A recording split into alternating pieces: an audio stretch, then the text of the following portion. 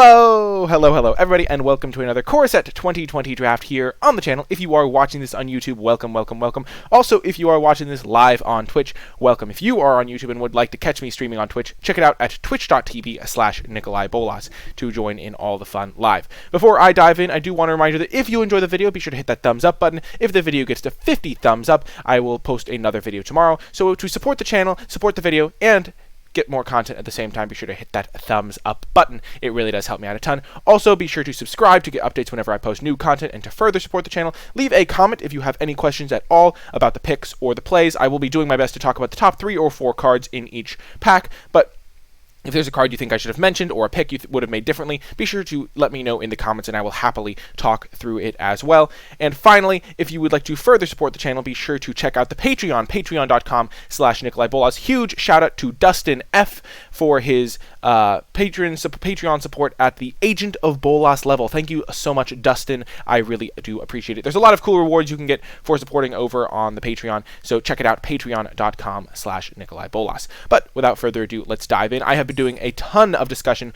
with lots of very good drafters about Core Set 2020. I feel like I've got a very solid understanding of what is good and what cards to be taking and prioritizing early in order to have a successful draft. So I will be walking you through all of that so that you can learn and improve yourself.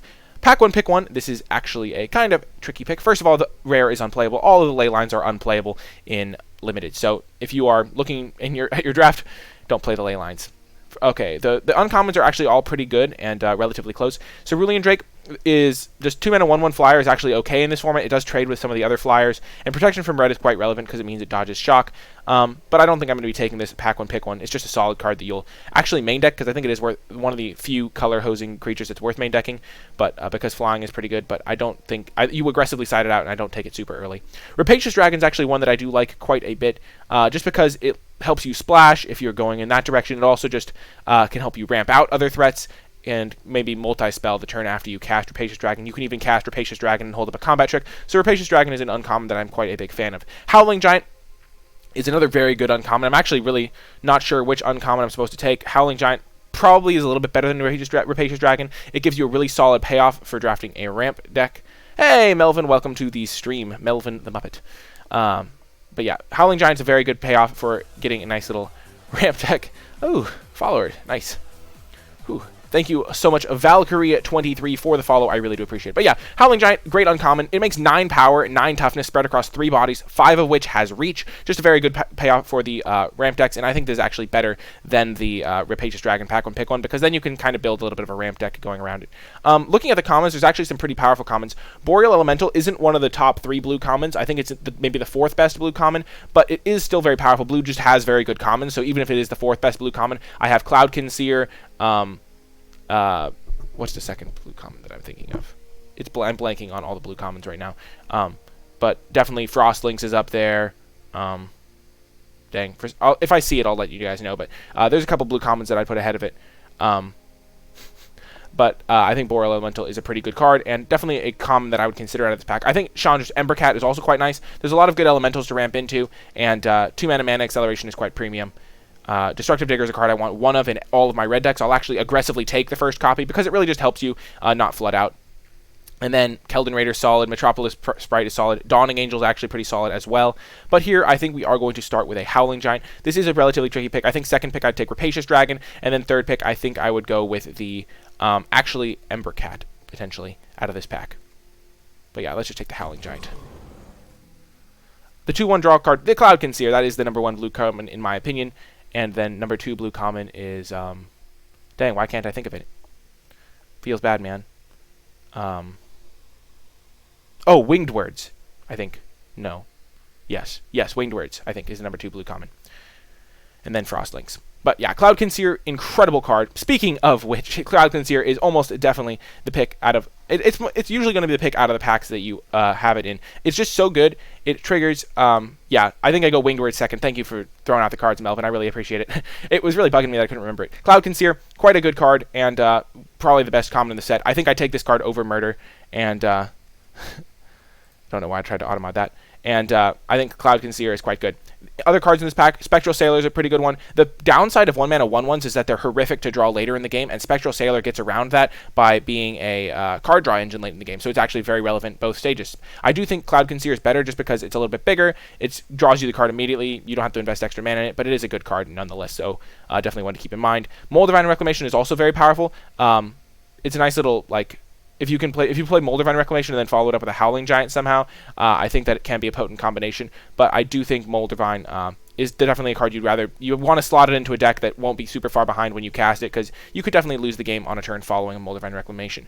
The other noteworthy common in this pack is Leafkin Druid. This is one of the better green commons. I think it's second best after Rabbit Bite, but it's also an elemental, triggers all those, and it also gets some ramp. I could see that being a defensible pick just because Howling Giant is so good, but considering this is only pack 2, we're not guaranteed to be able to play green. I like keeping my options flexible. We don't see a rare in this pack, so we're not 100% sure what the person passing to us is even playing, and I think I'm going to take the Cloud Concealer over the Spectral Sailor. I am a big fan of staying flexible early on in the draft, and Cloud Concealer is strong enough that it makes me want to just stay flexible, and I'm not like don't want to overcommit to the Howling Giant. Okie doke. Pack 1, pick 3. A couple of cards immediately come to my mind. Corpse Knight, just a very powerful black-white card. It's not either of my colors, but if the pack is weak enough, I could see taking a Corpse Knight and then just potentially just moving in a different direction. Raise the Alarm is a solid card for those go-wide decks. I think the go-wide deck is definitely one of the decks to be aware of. I haven't had all that much experience playing with or against it, but I definitely think it can be a legitimate threat. Another card to consider is the Sleep Paralysis. It's a fine removal spell. You generally only want one copy of it because it's really clunky, but the first copy is really fine for your blue decks, especially because you can sometimes struggle to get removal in blue because blue generally doesn't get removal, especially if I ended up in blue-green. Having a Sleep Paralysis could be helped because the only removal that blue and green have are Rabid Bite and Sleep Paralysis, and then Centaur Courser is just a solid 3-mana 3/3. I think in this pack, Sleep Paralysis is worth taking. The rest of the cards are just kind of unspectacular. I mean, Corpse Knight is a gold card in neither of my colors. Raise the Alarm is a third color, and overall, I think I'd rather just take a Sleep Paralysis, get one early, secure that removal. One thing I've learned in this set is that the removal is almost all focused at common. So the reason that, like, in a lot of sets you would, like, there would just be more removal running around, but a lot of the uncommons are creatures. So getting the common removal early and just really gives you a lot of flexibility later. So we're going to be taking the Sleep Paralysis here. It's funny because I don't know how many Undead Servants I could get if I really went for it, but I'm just going to take the Sleep Paralysis. I agree with you, Melvin.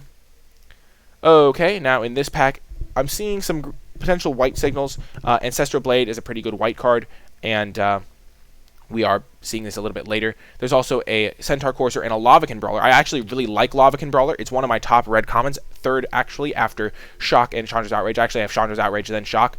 But I think Lavacan Brawler is just very good. The 4 toughness is just huge. A lot of the creatures in this format are 3/3s and 2/2s, and they just can't attack into a Lavacan Brawler. I had a very good discussion with someone earlier today, or yesterday maybe it was, about how Lavacan Brawler kind of flips the switch on aggressive decks. So if they're attacking you, you play a Lavacan Brawler, they all of a sudden can't attack you, and you just get to swing at them for a bunch of damage and really mess with them on defense. So I really do like Lavacan Brawler, and it actually might be the pick here, because red actually combines really well with blue for the elemental synergies, or even combines with green. And Ancestral Blade's like a fine card. It's a 2-mana 2/2 though at the end of the day, and I'm not the hugest fan of drafting white. I think the white decks are generally just a little bit less powerful because they just don't have the depth and strength at common. Like after Pacifism and like sometimes Raise the Alarm, like Raise the Alarm's not even an all-star in every deck.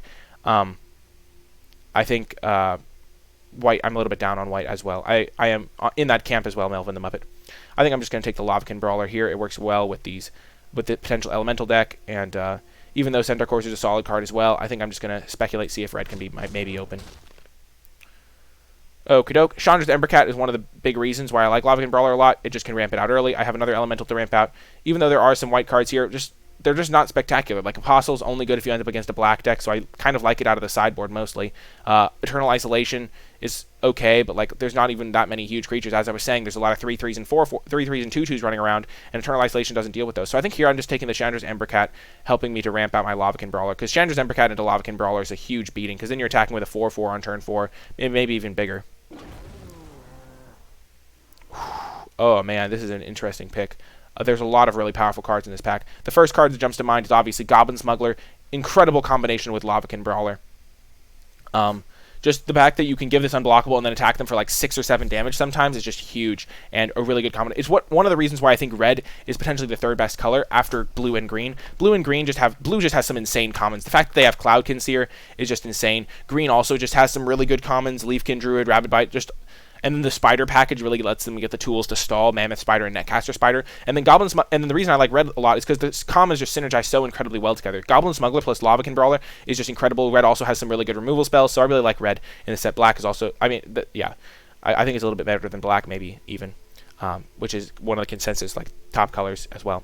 Woodland Champion is really powerful as well, though. It doesn't work particularly well with these cards that I have. I haven't really been moving in on green, and I think taking a red card here is really good. It would be my third red card in a row. I'm really just starting to move in on the red cards and potentially cut it off from the person to my left so they can't move into red, and also just maybe even seeing a red signal. Woodland Champion is a bit of a signal. I don't think Loaming Shaman's insane in a lot of decks. Sometimes you're going to be a late game value deck that just really wants to start looping its graveyard so it doesn't deck itself, but a lot of the time it's just going to be a 3-mana 3/2 that dies to shock and stuff like that. Woodland Champion is quite good, though, if you can build around it, but I don't think my deck is going to be built around it particularly well. So we're just going to take the Goblin Smuggler and stick to potentially blue-red. And now, this pack is a little bit weaker. I'm not a huge fan of hardcover. I just don't like exposing myself to a 2-for-1 like this because it does open you up to getting bounced, or Chandra's Outrage in response, or Shocked in response, or just a lot of things, and hardcover, just looting is not worth this effect, I don't think. One thing I do want to say, this is a little bit of a soapbox moment. I think Moorland Inquisitor looks like it's a fine card, but when you think about the cards that blank a 2-mana 2/2, giving it first strike does not help with that problem. So your opponent plays a Netcaster Spider, and your Moorland Inquisitor is staring at his ability to gain first strike and just laughing at himself. Also, I just think if this got +1/+1 or something like that, it would be just much better than just getting first strike. First strike is generally not super effective.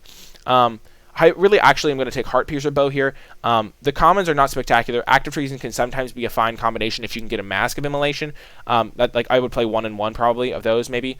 But I think Heartpiercer Bow is a very valuable sideboard card in the format. I like to have access to at least one copy in all of my draft decks, and this is a fine opportunity to pick one up. There's also a couple of black cards, but they're pretty low impact. Bladebrand is the type of card that I think is much better in an... I'm talking too fast. Bladebrand is the type of card that I think is much better in an aggressive deck because then your opponent is tapped out, you can get value from the Death Touch. Using it on defense is incredibly risky. Someone in my YouTube comments the other day said I talked too fast, and I just caught myself doing it. So thank you to whoever that was. I forget exactly who it was, but thank you. Heartpiercer Bow is just going to be my pick here. Going to put it in the sideboard. Convolute's not a playable card in my opinion. The fact that it's dead in the late game is really a huge downside. And now we can either take the Mammoth Spider, we could also just take a Befuddle. Marauder's Axe is not a card I actively seek to play, though it is kind of a combo with Lavakin Brawler and Goblin Smuggler, or Goblin Smuggler mostly, because you can give a creature unblockable and then equip the Marauder's Axe and get in for more damage. I think here we're just going to take a Mammoth Spider, and then we could play red-green. I don't really want to splash blue, though. I think we could have maybe had a bunch of decent white cards, but I still don't really think that we would have had enough good white cards. I think I kind of want a rare to be before I draft white. That's a tip you can take into your FNMs because, yeah, I feel like most people won't be on that page. So I think here between Befuddle and Mammoth Spider, I'm just going to take Mammoth Spider to hedge, and we'll pass on the Marauder Axe for now. And the Cerulean Drake came back. That's a fine card to pick up. Metropolis Sprite would also be a fine pickup, and then Keldon Raider's one to consider as well, just so you don't flood out. It is another 4-drop, though, and I'd rather have my 4-drops be Lavakin Brawlers. I already have 2 4-drops if I do end up in blue. Blue-red. Cerulean Drake is a fine card. There's also Metropolis Sprite. Let's just take the Keldon Raider. I think we're more likely to be red than blue, potentially, and it's just a solid card. Now we can pick up another Lavakin Brawler. I actually like Lavakin Brawler over Scampering Scorcher. It just attacks really well. And if I had remembered that this card was in the pack, I might not have taken another 4-drop. Even though this card does work well with Scampering Scorcher, I just prefer the Lavakin Brawler, I think. And now we can pick up a Centaur Courser. I'm not a fan of Salvager of Ruin. Yeah, it's just too small and too slow. Looks like we're seeing some nice red-green stuff coming around, though. Here, I think we'll take the Healer as a sideboard card over an Anvilwright Raptor. I really don't like Maniacal Rage in this set, and a Plummet. That's a good sideboard pickup. Loaming Shaman came back. That's nice. Okay, so pack 2. Well, Knight of the Ebon Legion is insane, but we're not going to be taking it here because we are not even close to playing black. It looks like we are currently in a red-green deck. We have seen a decent number of red cards, a decent number of green cards. We even got some late green cards. So hedging our bets, staying a little bit open, keeping, has been working out. In this pack, the cards that immediately jump out are Pulse of Marasa and Leafkin Druid. Leafkin Druid, of course, really good because it can ramp out our Howling Giants, our Mammoth Spiders. It's also an Elemental. It can ramp out Lavakin Brawler on turn 3. I think it is going to be the pick here over a Pulse of Marasa. This isn't really a super late game oriented deck. We're more focused on getting an early Lavakin out, getting some good attacks in with our Centaur courses, maybe playing a Howling Giant. I think this is going to be a key part of all of that.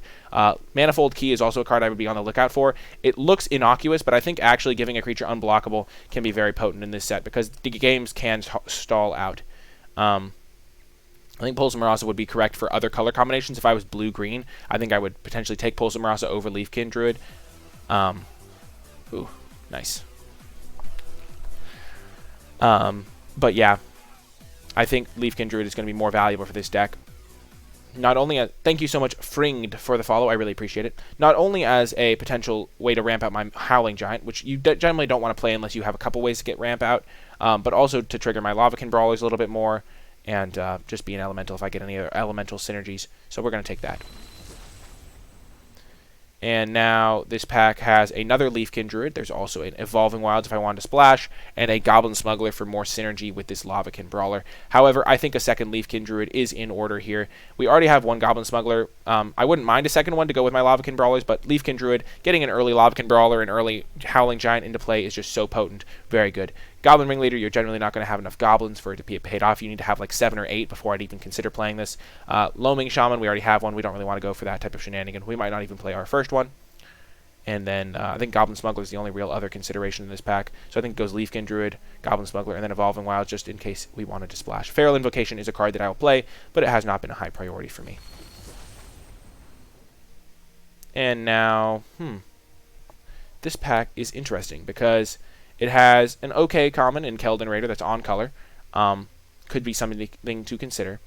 But I already have a lot of 4s. We already have 3 4-drops. We could get more. And there's some interesting options for splashing blue, potentially. We could maybe get this Cloud Conceer Sleep Paralysis in, or we could consider splashing black for a Moldervine Reclamation. Our deck seems like it'd be quite good with a Moldervine, because our opponent kind of has to block our creatures and trade off. There's also the option of just taking a Swiftwater Cliffs and potentially being able to splash blue. This works really well because if we get blue in pack 3, we could maybe get some more elemental synergies from blue-green. We could get a Risen Reef, which would be pretty good in this deck because we do have 4 elementals already.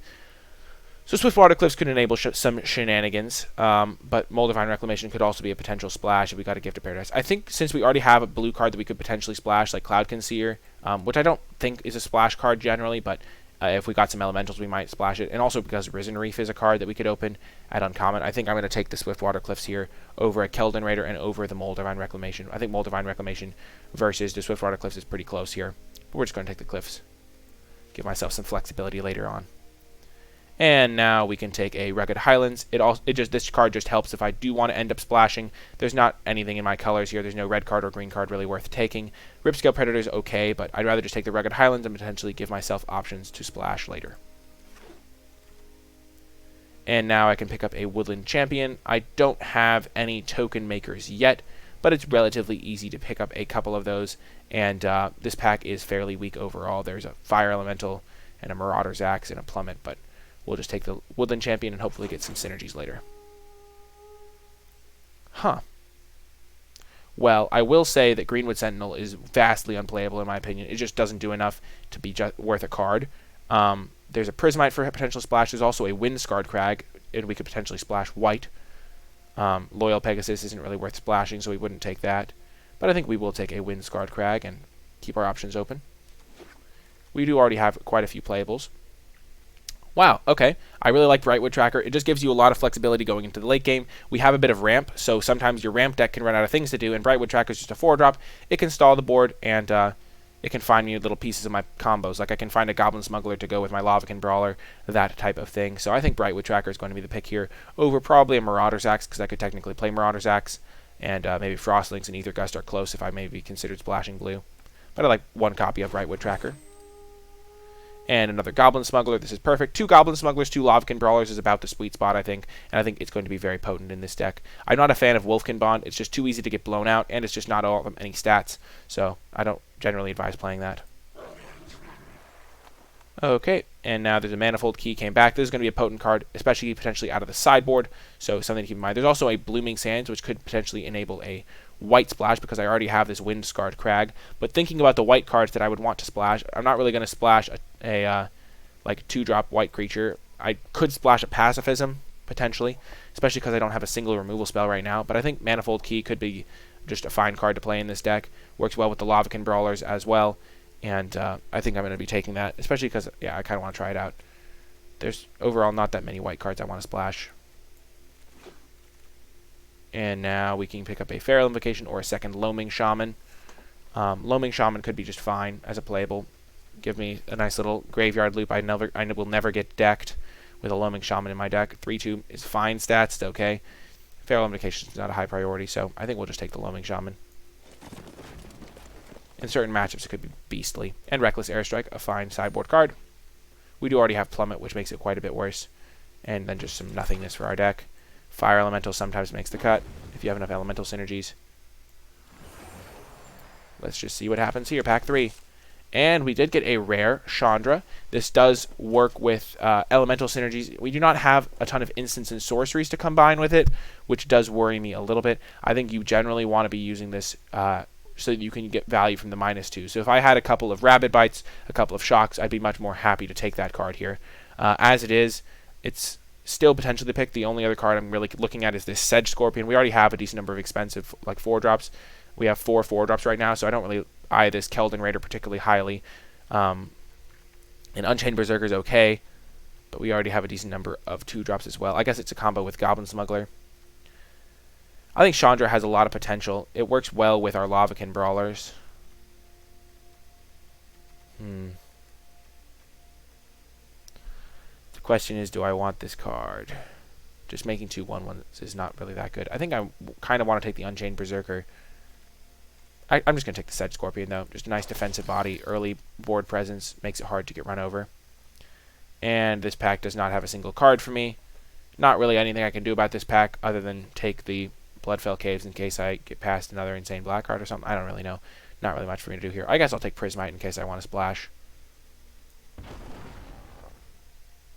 Here we can get another Goblin Smuggler, or actually just going to take the Leaf Kindred. Leaf Kindred is just a solid card. Ramps you up.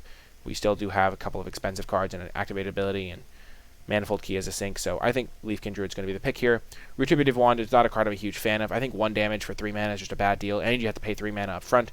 I think it could be worth playing if you have 2 Destructive Diggers, because then dealing 5 damage is actually really good, but generally not a card I'm going to play or take early. Goblin Smuggler is another consideration, but I think the 3rd Leaf Kindred is a fine pickup. And this pack is excellent. Wow. So what immediately comes to my mind is Barkhide Troll. But the thing with Barkhide Troll is I already have 1, 2, 3, 4, 5 2-drops, and I don't really need another 2-drop. Barkhide Troll is an excellent 2-drop, but it doesn't fill a role that I need. I actually do need a couple more top-end guys, and that's where Silverback Shaman comes in. This card, just a huge creature, attacks, gets you value. When it dies, overall a huge card that I'm a huge fan of, and it's really good to get out early with Leafkin Druid. Rabid Bite's my 3rd consideration, because it does, like, I do need removal spells, and I do not currently have any. But I think I still just want to take Silverback Shaman. Actually, you know, I'm just going to make... This is the discipline pick. The thing with Silverback Shaman, I can just play a Fire Elemental and still have a similar 5/4 body, just with less value. But I really do need Rabid Bite to be able to take care of opposing creatures. Sorry, Barkhide Troll. Sorry, Silverback Shaman. This is just a pick where I need to get a Rabid Bite. And now I could definitely see Brightwood Tracker being the pick. I think Pattern Matcher is a little bit better, though. With 3 Leafkins, we can probably get some of those out of our deck. 2 Goblin Smugglers, 2 Loaming Shamans, and 2 Lavakin Brawlers. Getting any of those out is also good. And 2 Brightwood Trackers is maybe potentially overkill, even though we do have some ramp in our deck. I think just getting a Pattern Maker is going to be more effective. It is our 5th 4-drop, but we have 3 Leafkin Druids to get those out early, so they can be kind of viewed as 3-drops sometimes. And now a 2nd Rabid Bite, still taking the Discipline pick. We do still need removal. This is going to be our 2nd removal spell. Definitely glad to get this, even though Uncaged Fear is a potent combat trick, and these are some good 4-drops. We have a lot of 4-drops. We just need to get more removal. and we'll take more removal. You never really want a second Manifold Key because they're really bad in multiples. We don't need Uncaged Fury, so reduce to ashes it is. Okay, so do we want Reckless Pup in this deck? Probably not. We don't really have a good way to use the extra token. So I think at this point we'll just take another Plummet for the sideboard. Just get really good stuff for those Flyers decks that we could face. And now I think we already have a Fire Elemental in the sideboard probably. Yeah, we do. So let's just take a Ripped Scale Predator. And I guess Healer of the Glade is more of a sideboard card that we'll bring in than Tectonic ever. Retributive Wand could be a solid sideboard option. I generally don't think it is, but we'll see. And now a Fire Elemental over Wolfkin Bond. This deck seems quite solid to me. I'm pretty happy with how it turned out. There was a couple of really interesting picks early on. Ooh, that's a really good sideboard card to get last. A couple of early picks really shaped this draft, I think, and I think we ended up in a good spot. I'm still fine with the speculative pick on the Cloudkin Seer. We could have moved into blue, but I think our red-green deck ended up quite solid. We end up with 17 playables here right now. I could just see myself main decking a Fire Elemental just as another big beater. We have kind of two expensive cards. So let's just play a Fire Elemental. It does synergize with this. It's a card we can get on a turn early. I could also see Ripscale Predator being the play. Woodland Champion's kind of a blank. We don't have any token makers here. So let's cut the Woodland Champion. I guess Howling's Giant, but if we're playing Howling Giant, we're already in good shape. So we kind of just have all stuff that's on theme. Loaming Shaman doesn't really fit as well in this deck. Let's just play one Loaming Shaman as a little bit of insurance. I could see playing a Retributive Wand just because we will have a lot of mana, probably in this deck. Let's just try Ripscale Predator. With 3 Leafkin Druids, I'm more willing to play kind of expensive cards. So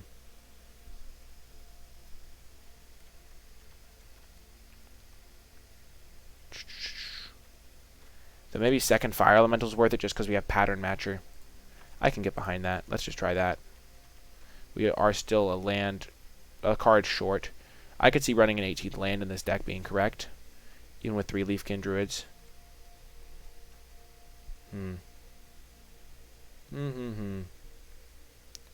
Close one for sure. Let's just play.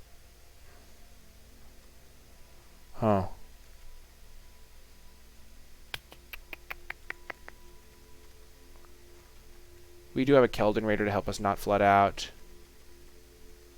But yeah, I don't think this is a 18 land deck because we do have 3 Leafkin Druids. Let's just play either a Loaming Shaman or a Retributive Wand. If we had a Digger to sacrifice the Wand, then I'd be way more closer to playing that. Let's just play the Wand because we are a little bit light on removal. And I haven't gotten to play with the card yet. I've just kind of analyzed it and not determined it to be that good.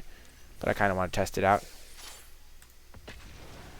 Maybe we could main deck Enchantment Hate because we have the Wand, so that in the late game the Wand could do 5 damage. That could be the secret tech we were looking for. That would be sweet.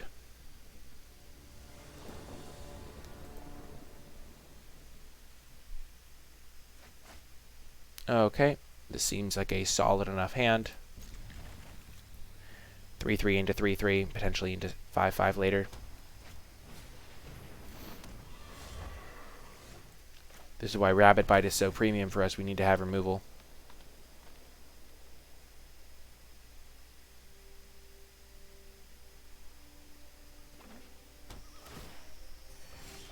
Whew, lucky us. And we can shuffle the Rabbit Bite back in.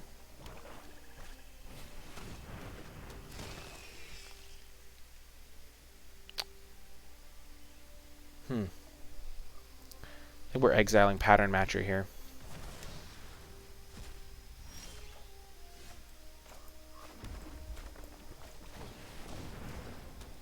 That kind of blocks the Fen Lurker.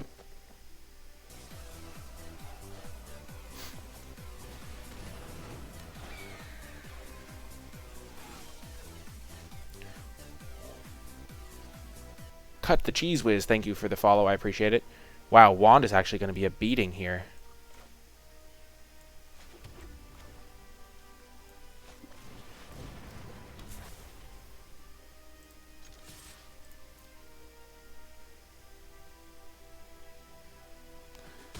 We're attacking here. I should have attacked before I played this because we're trading 1 damage for 3 damage, essentially.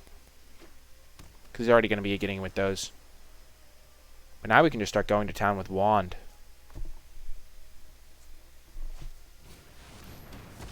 Okay, sure. I'm fine trading resources like that.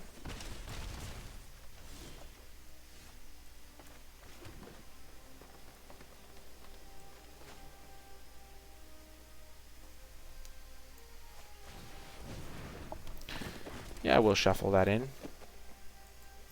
Oops, I messed that one up.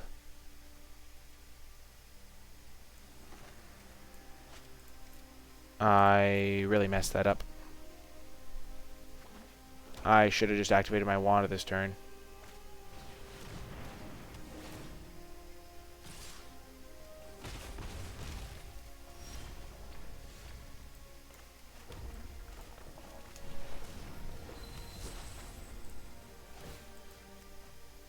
Let's just kill that. And then next turn we can play our Howling Giant.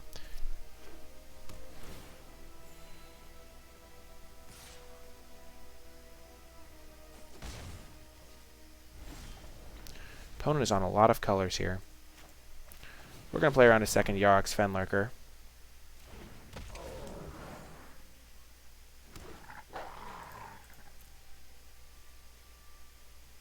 Because there's not really a reason not to.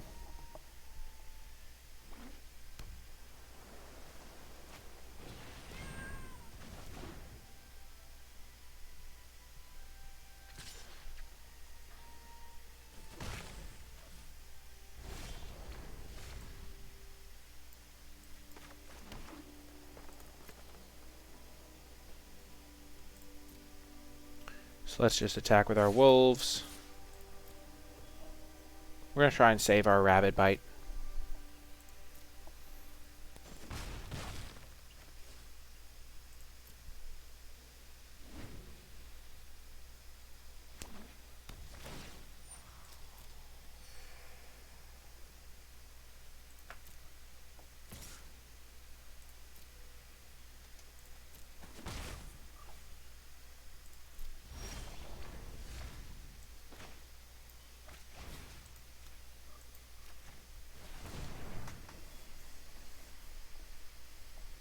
Let's just kill the Griffin. It's kind of irritating.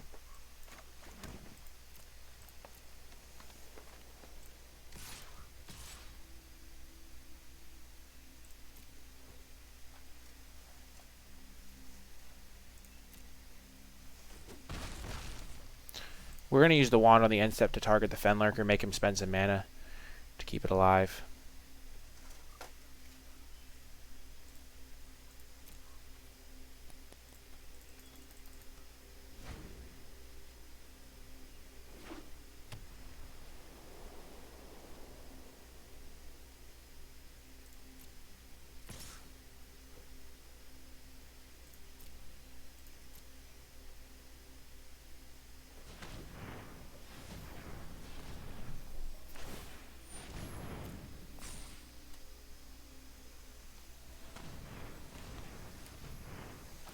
I'm fine taking 3 damage to get this off the board.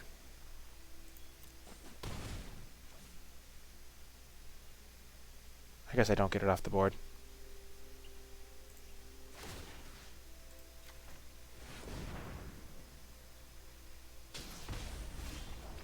There's a fire elemental.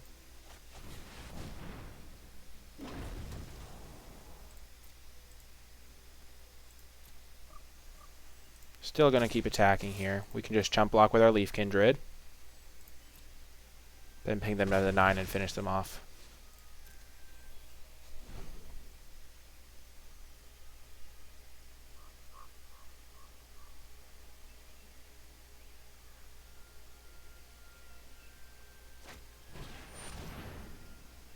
So this does 5 damage to any target.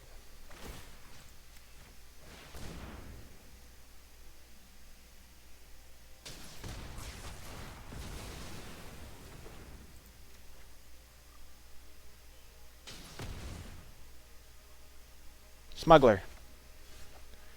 We'll take it.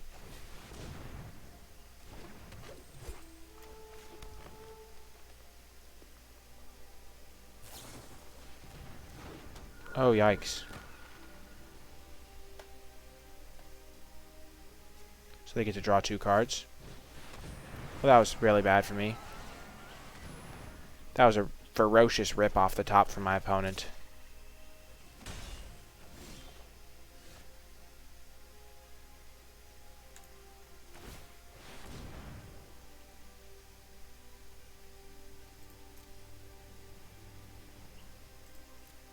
Well, that was stupid. If they hadn't drawn Air Elemental, we would have been maybe fine.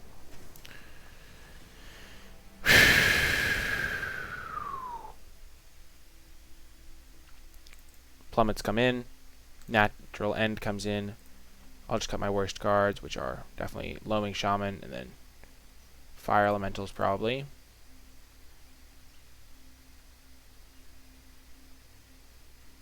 I don't think we'll need Manifold Key. Let's bring in Heartpiercer Bow instead.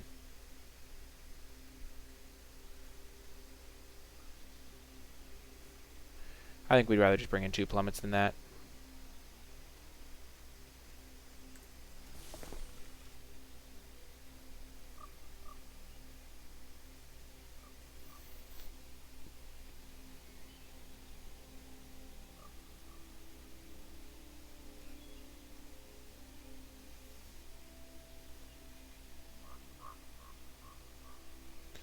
I maybe should have chumped the Fenlurker 1 turn earlier.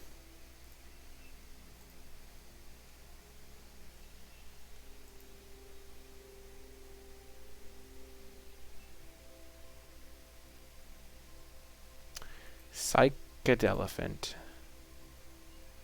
Funny username, I will admit.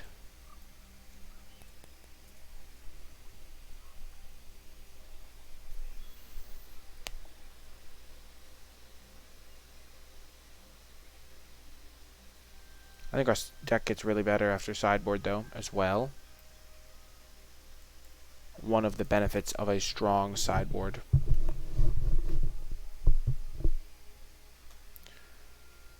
I mean, we didn't really overcommit because we were kind of just playing our cards so we could kill him. Like, we were setting up lethal on the following turn. Not playing our Flame Elemental seems like a mistake there. The problem was that he then top-decked Air Elemental right after he played it. Like, he had no cards in hand, and then he drew Air Elemental to just get lethal. To be fair, Brightwood Tracker would have been a really good top deck.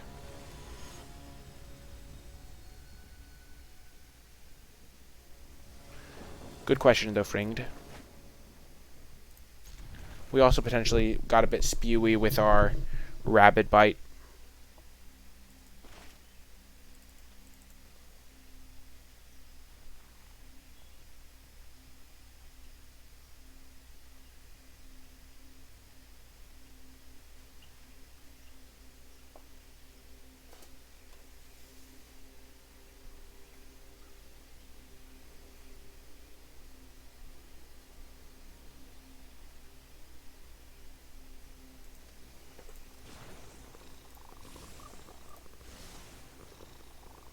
Opponent taking a long time to make their decisions. We're going to keep this hand.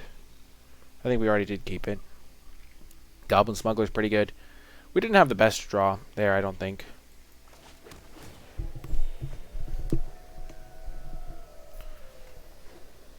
Opponent is also on a very greedy mana base. They have like 4 different colors going on, I think.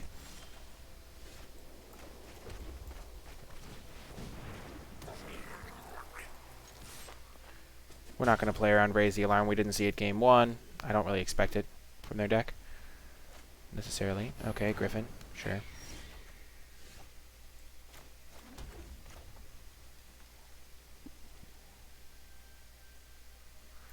Let's just go with the play equip.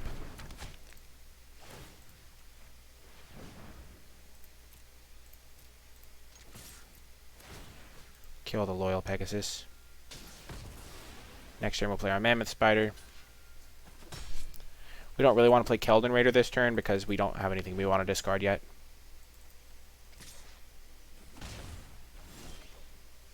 Opponent is mana screwed.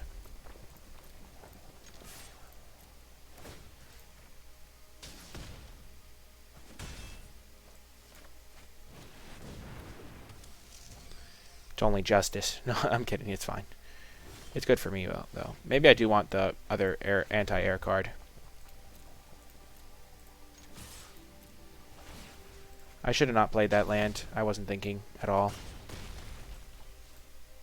So yeah, we're not going to discard. But we should have. We definitely should have. Opponent concedes. Nice. Game 3. Well, we get to bring in Reckless Airstrike. Oh, also, we did bring in our Enchantment Hate card. We did. Okay. So, Pattern Matcher might be a bit slow.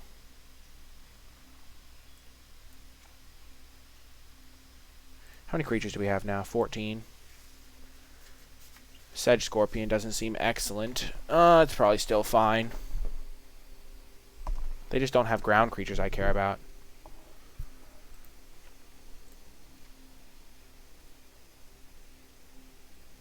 Did we see any removal? Maybe Maniacal Rage would be good.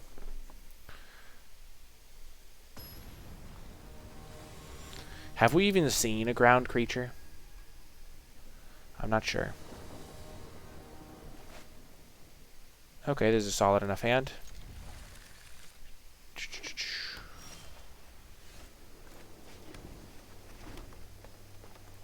Turn 2 Leafkin Druid's pretty good. Okay, so they're going to have colors this game. We can find our third Leafkin Druid, or we can wait and go for our second Goblin Smuggler, which I think is superior. How are they playing a double black card in this deck? That makes no sense to me.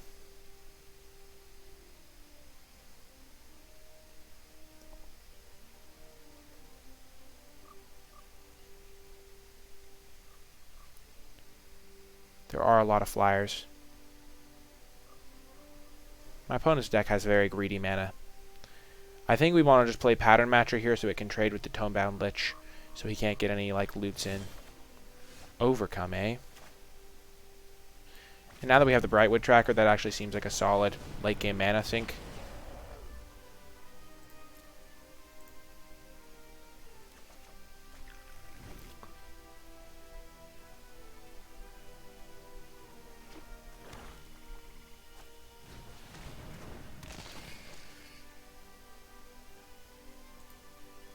We'll get rid of one of those. We don't need all of them. We are going to be killing that. Don't want to give him too much value. So we'll play land. Then we'll play...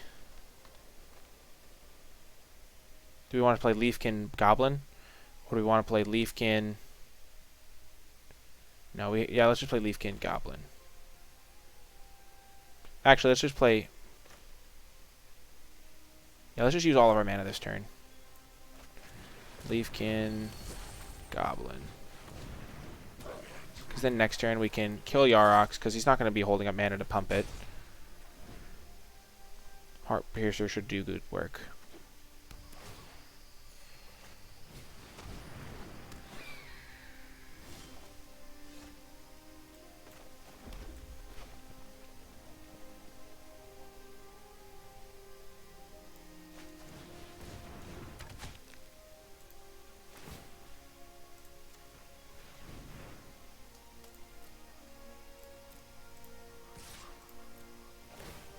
I'm a little bit worried about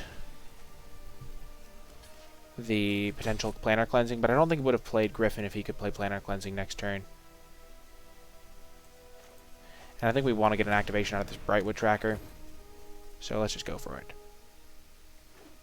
Booyah, thank goodness. Not a Plains. We're definitely just going to be activating this Brightwood Tracker for a couple turns, because we have nothing to do. Probably going to snipe our last card, yep. Luckily for us, it's just a forest.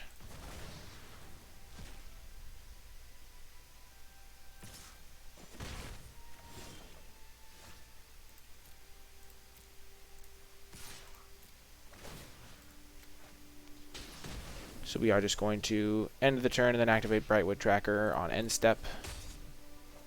Keep in mind these do tap for 2 mana. We don't want to get wrecked by Planar Cleansing. We're just going to rebuild, get up a full hand.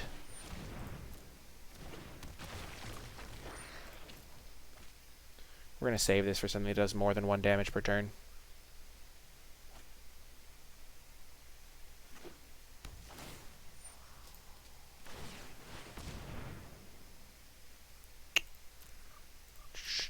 Mammoth Spider seems good to me. With the Lavakin, actually Lavakin seems insane.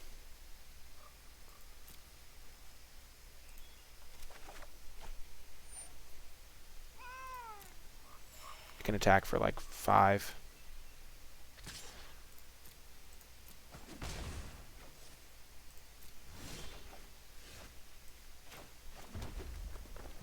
So we have 1, 2, 3, 4. We have enough mana to activate again.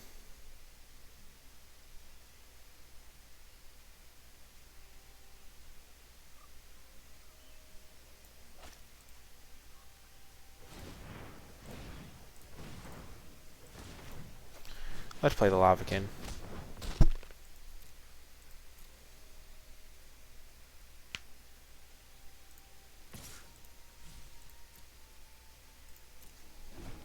We can get another Brightwood activation.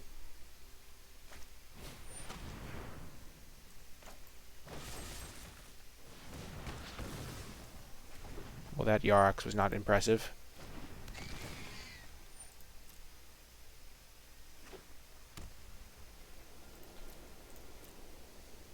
So they're holding a card in hand. They didn't want to loot it away.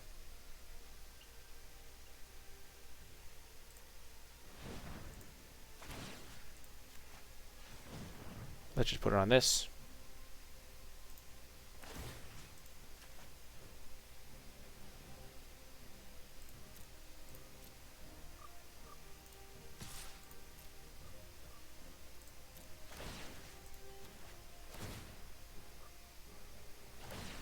Do we have to commit more? We're not going to be committing more at this point, I don't think. But we will just play our lands and start activating Brightwood every turn. So he can pump once. He has 1, 2, 3, 4, 5, 6, 7, 8. This strikes me as a planar cleansing attack, potentially.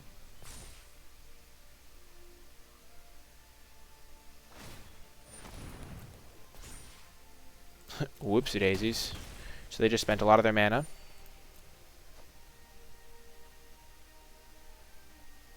And the fact that they attacked means that we don't have to use our Goblin Smuggler. We can just attack them for a lot. And we whiffed. That's okay. This thing can kill the Fenlurker.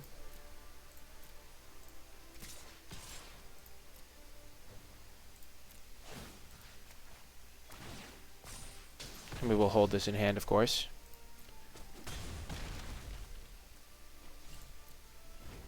We might consider jumping, but probably not.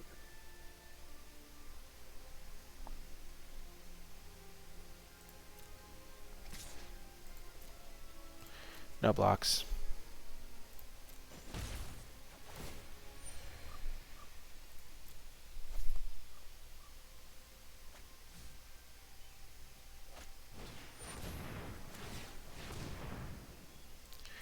Geez, 2 whiffs in a row. That's pretty brutal.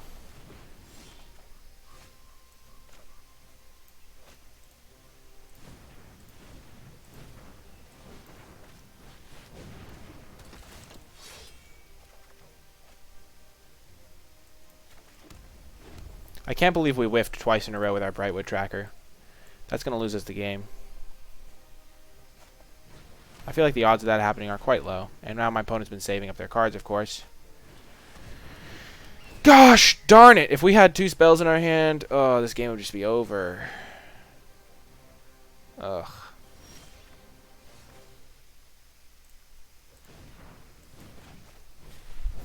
Shoot.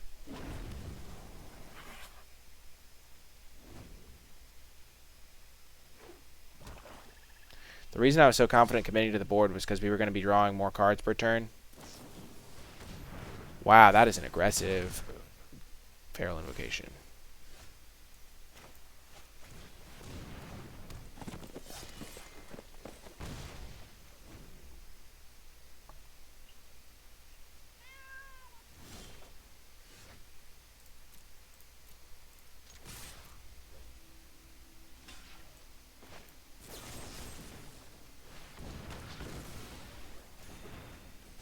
Boom! Sideboard tech. Heck yes. He fell for it. Oh my goodness. We'll say it. We top decked well there. Those were 2 good draws in a row. I was worried for a second. Oh. Well, they only have 1 other blue. So they can draw once and then die.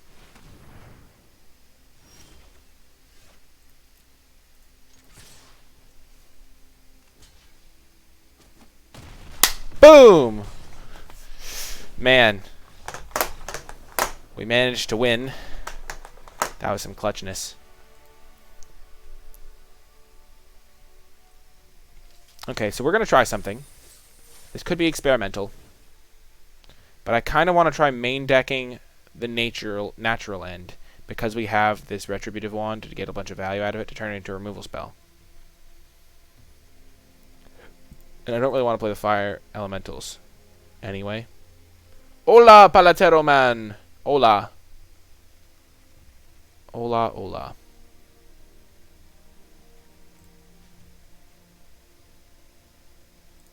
I just want to experiment with it. Maybe it could be good. Welcome to the stream. I'm going to try out the Raptor as well. I feel like the main deck enchantment and artifact removal could be surprisingly good.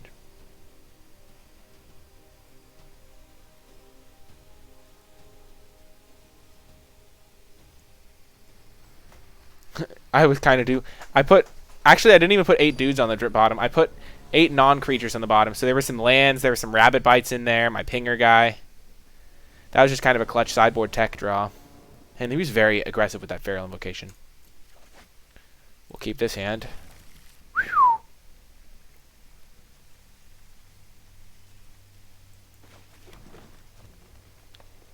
I kind of want to experiment with the main deck enchantment removal. Well, I guess we'll find out how good it is now. Whew, we're playing against white, so we can blow out a pacifism. White-blue, all their removal is enchantments. Let's go. We can also loot it away with Keldon Raider, which makes it even better.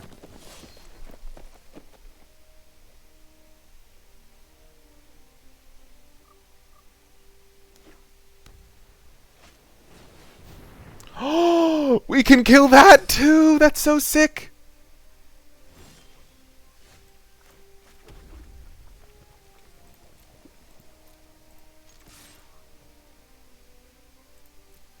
I don't think we want to get rid of any of these cards. The value. Natural end going to dominate this Diamond Knight. Frostlinks, sure, sure.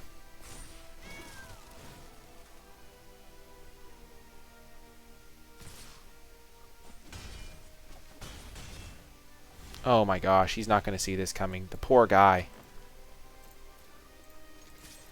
He's going to go for his sweet double block. Or not. Never mind. Mammoth Spider's still a good play. And Ripscale Predator's looking good here. Natural End is going to be sick! Oh man, immediately rewarded. So much better than a Fire Elemental. That is awesome.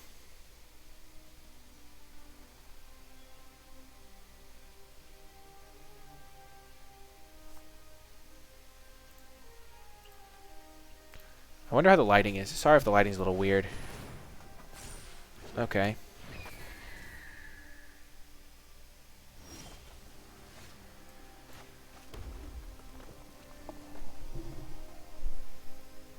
So we're just going to play Ripscale Predator and pass here. Actually, we'll offer the trade with Centaur Courser. We're fine trading it for a Warden. We're fine trading it for a Diamond Knight. Also, the damage could be quite relevant.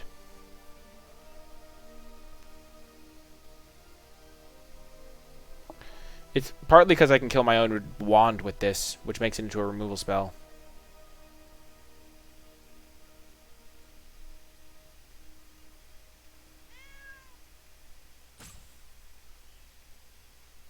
Perfect. Getting him for that damage is super good. Now next turn I can reduce to ashes whatever he plays this turn. Whew, this is excellent.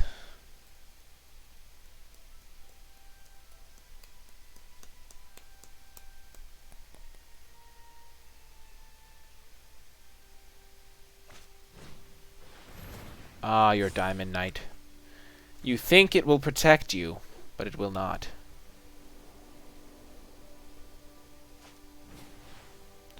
Oh, a second Diamond Knight. That's cute.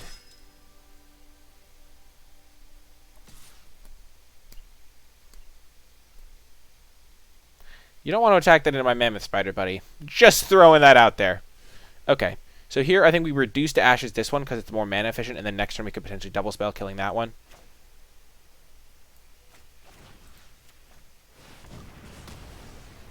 Even though this is funnier and cooler.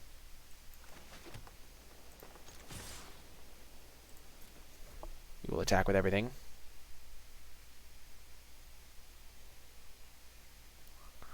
Ripscale Predator is a threat. He doesn't have great blocks on any of our creatures.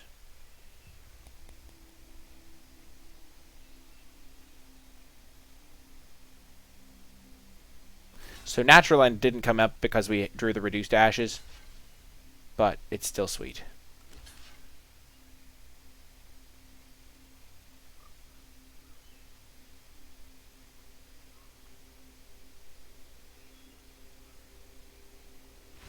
Yeah!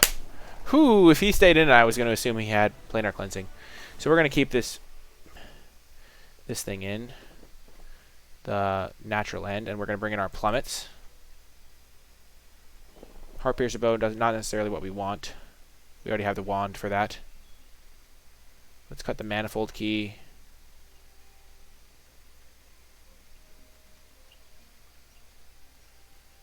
And the Loaming Shaman.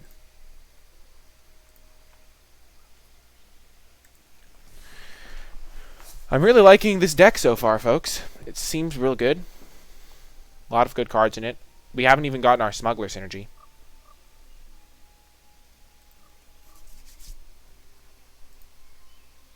And thank you so much to everyone for hanging out, catching the stream. It really does make it more fun when there's people hanging out. If you would like to find more of my content, you can find it over on my YouTube channel, where I post draft videos like this every single day. Check it out. Subscribe. Watch a video or two if you enjoy them. I think you will. And we will keep this hand.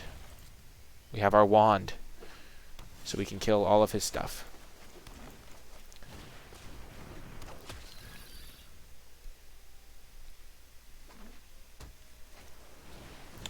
Oh, Cerulean Drake. That is cute. Not going to trade those off, obviously. We're going to go Courser into Brawler into our wand.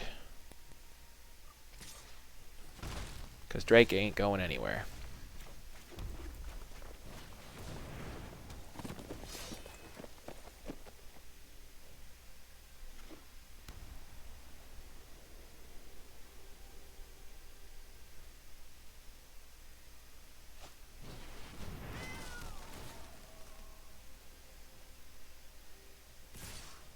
Nice attempt, opponent. I really respect the aggression.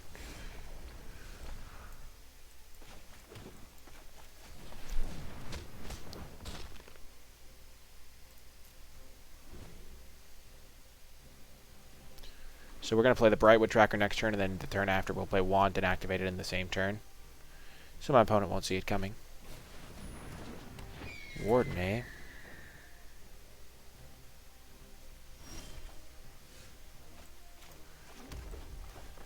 Scratch that. Yeah, we'll still play the Brightwood.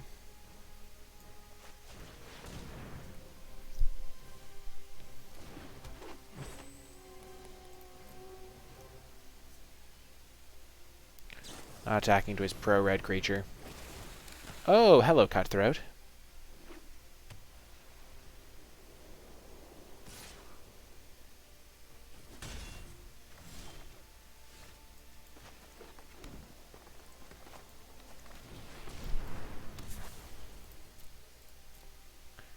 That's another one that's going to eat the dust. We'll wait till his turn and then kill it on his turn, because that way it will not survive. Then we can go Brawler plus activate Wand.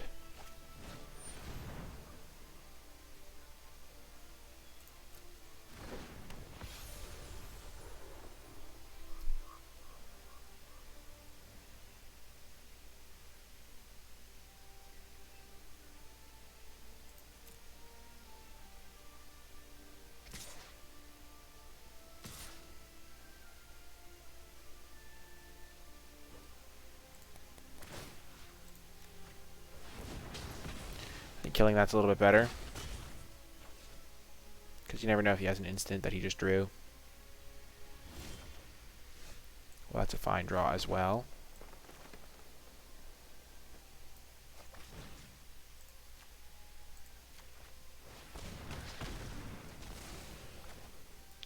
Play Lavakin pre-combat, so we can attack.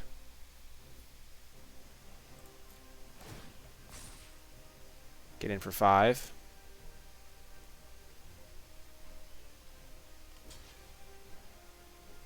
Really? Interesting. Lavakin Brawler doing good work.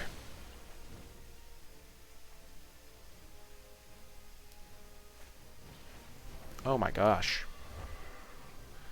We just have to make sure we don't die to these stupid pingers. I mean, to these stupid flyers. A plummet would go a long way. Ooh, Gainland's actually clutch.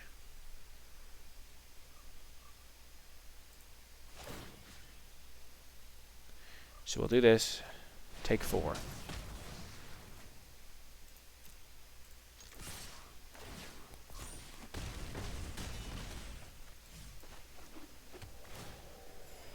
So we're going to go to 6. And then 4. And we have 3, 4, 5, 6, 7, 8, 9, 10 damage on board.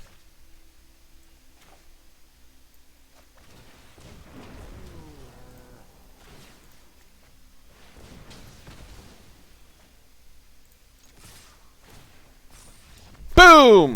Let's go. Man, this wand has been an all-star.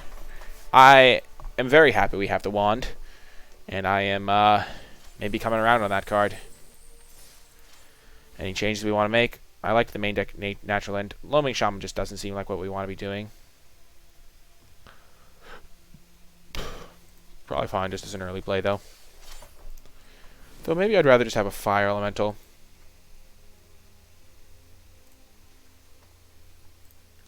Let's just get another expensive card in there. We still do have a lot of ramp pieces.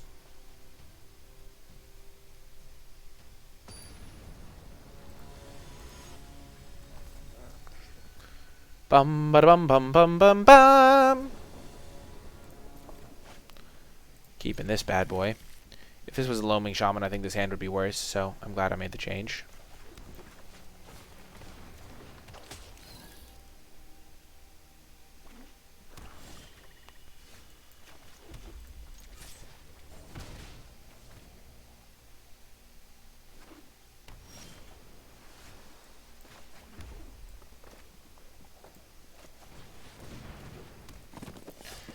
I think, yeah, it is a pretty good mix, Fringed. I've actually been really impressed with Centaur Courser.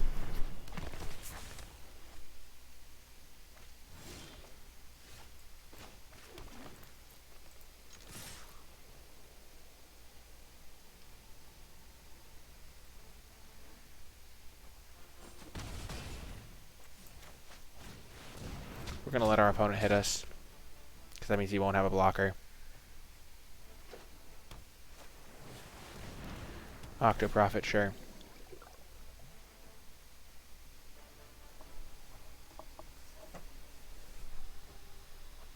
I hope he attacks us. I really do. Oh, that'd be so good for us.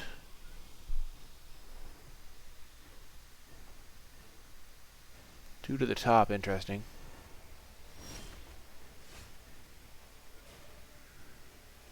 So let's play the Goblin Smuggler and the Key this turn.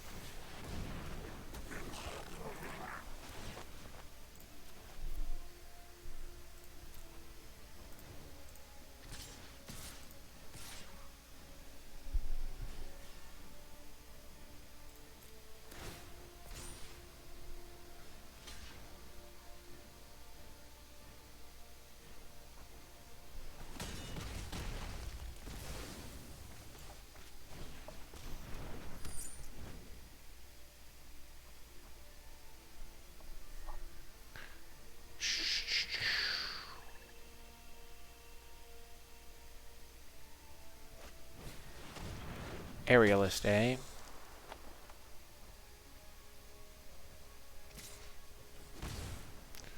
So if we can draw a land to play this Flame Elemental, I think we kind of can put this away. Maybe attacking with Sedge wasn't worth it.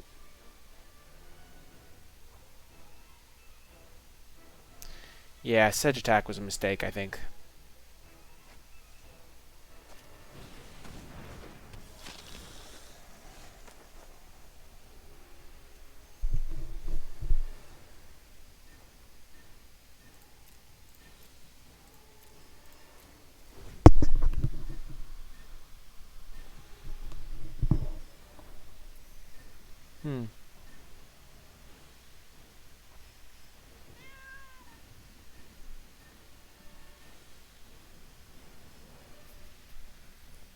When we do draw land, it's going to be good, though. We should have definitely not attacked, so we could kill that thing if it did attack us. So we gave them an extra loot and an extra piece of life, but not too much to recover from. I thought I had them under enough pressure that they wouldn't be able to attack us, but I kind of messed it up. Faux show.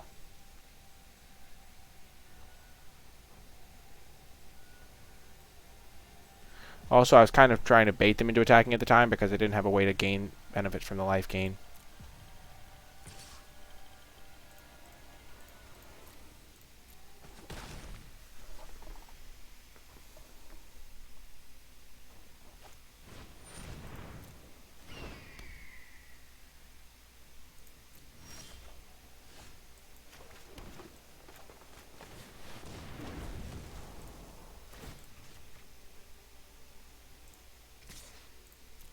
So now we have lethal next turn.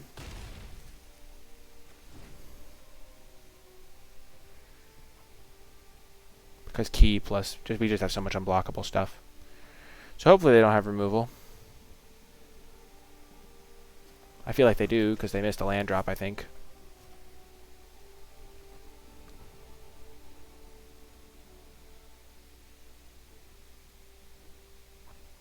But we do have 9 damage. Coming their way. Hell yeah.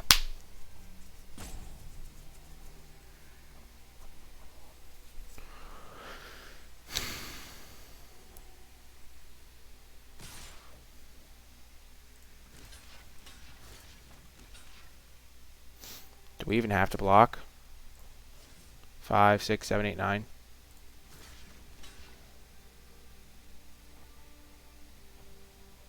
3, 5, 3, 6, 8.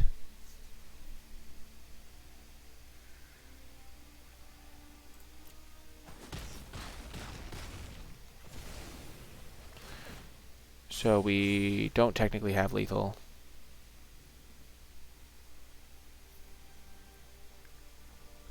Maybe blocking this was worth it, but I didn't want to lose, like, have them have Blade Brand.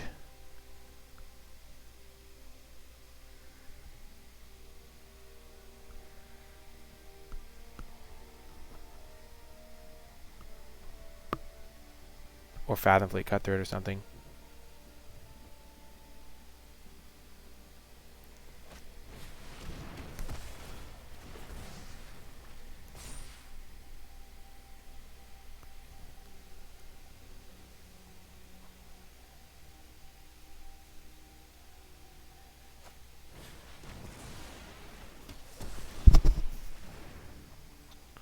Jeez.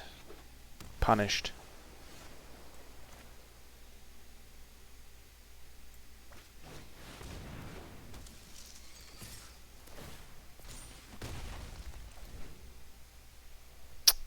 Well, we should have blocked the Blood Burglar after all.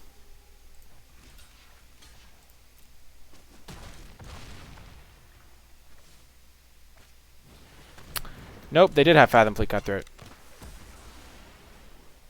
So we did play around the correct things.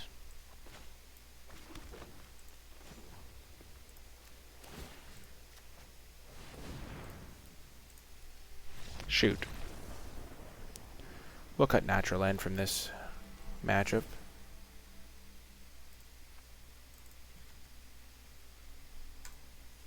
Lots of stuff going on here.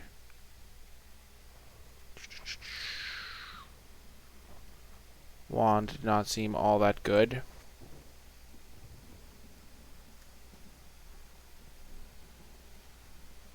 Scorpion might, and what kind of key? Actually, key.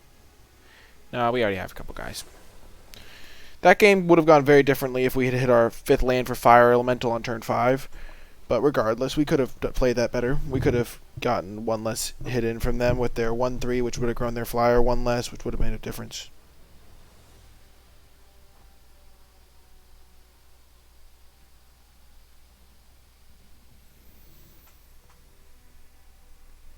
Oh, I think not blocking on that one turn was defensible, though.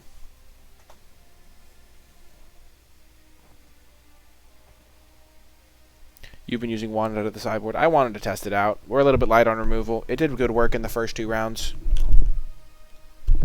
Like, it did really, really good work in the first couple rounds, so I wanted to try it out, main deck, and then sideboard it out aggressively. We have a lot of great sideboard cards. We have a couple plummets, and those are always good.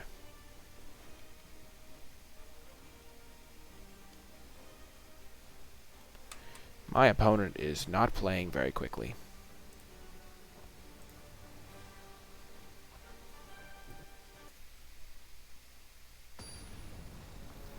Okay, they are ready.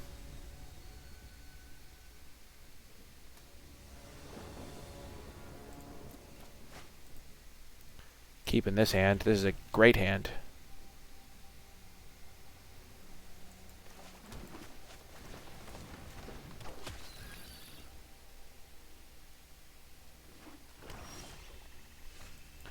Oh, come on, give me a land. You know you want to, deck. You know you want to. There we go. I don't like main decking a plummet. We have enough removal that we don't have to main deck a plummet, and there's some decks that just don't have flyers. No Tonebound Lich. Oh, thank gosh. They're on the draw even, so they discard to hand size. Oh, that's justice. They are trying for too much value.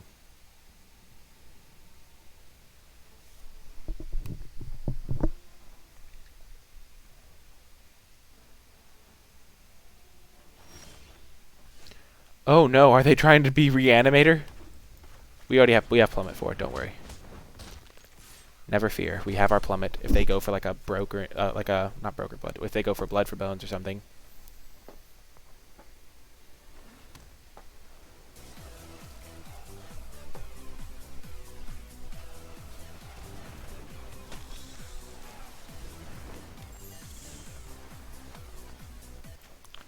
Thank you so much, Slaying Orphan, for the follow. I really do appreciate it.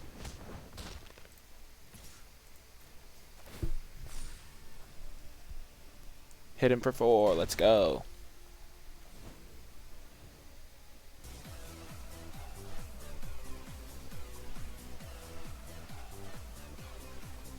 Yay. Thank you so much, Gap Cub, for the follow.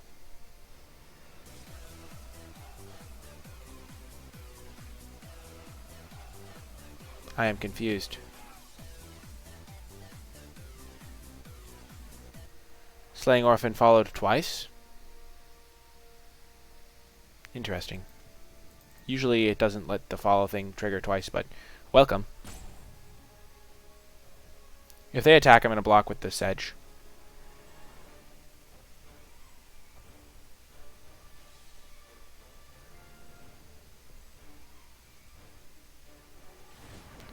I have no idea why it triggered twice.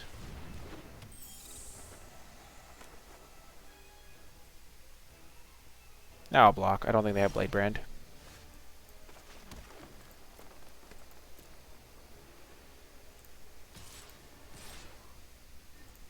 We will use our plummet to great effect here.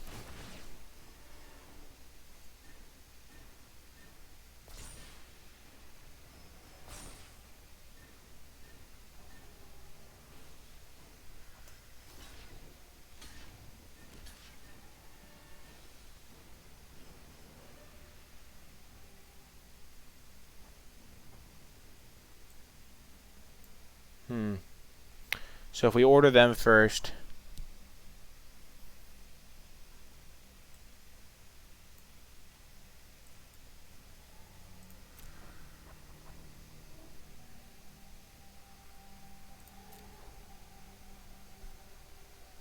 I'm fine with this trade.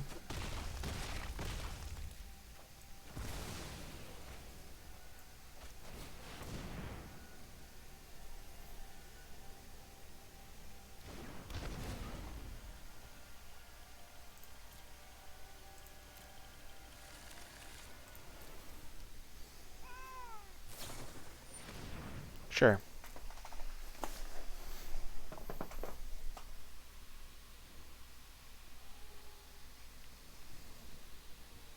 The triple block was good by them.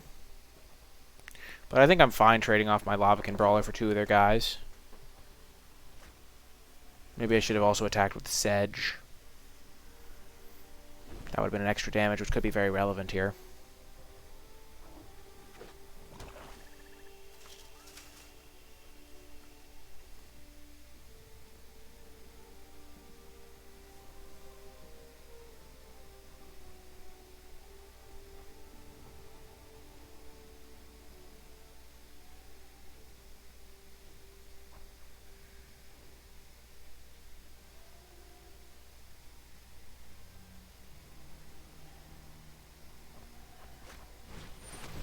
Boreal Elemental, that's about expected.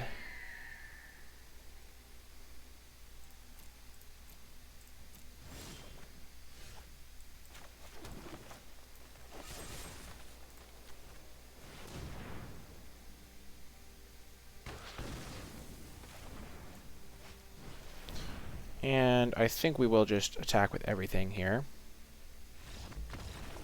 Yep, opponent concedes. Game 3, let's go. Okay, we're definitely bringing in our Reckless Airstrike now. Oh, we already did bring it in. Perfect. Wand doesn't seem good to me. Fire Elemental matches up decently. I think we just have a very good sideboard for this matchup, and we should be able to win.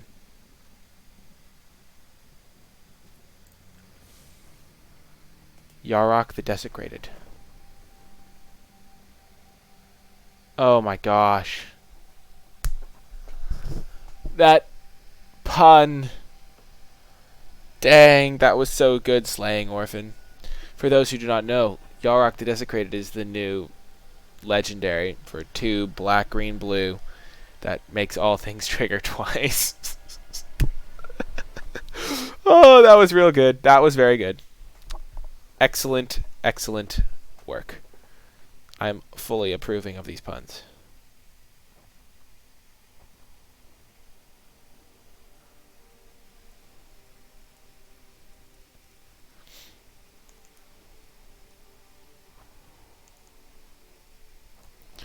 Let's get this W, folks.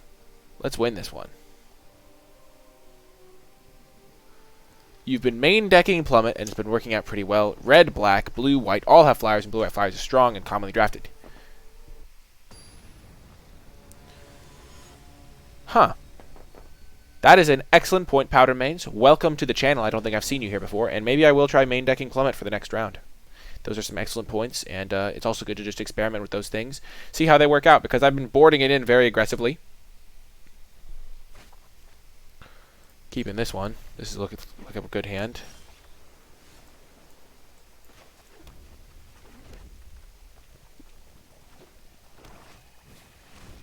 Moat Piranha.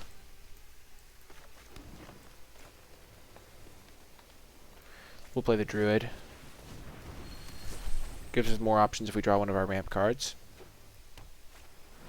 Audacious Thief.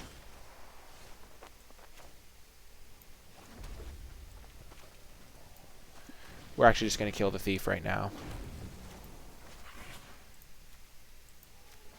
Because it's just going to get good value if we don't. And we do not want good value to happen for the opponent. We want good value to happen for us. Winged Words, sure.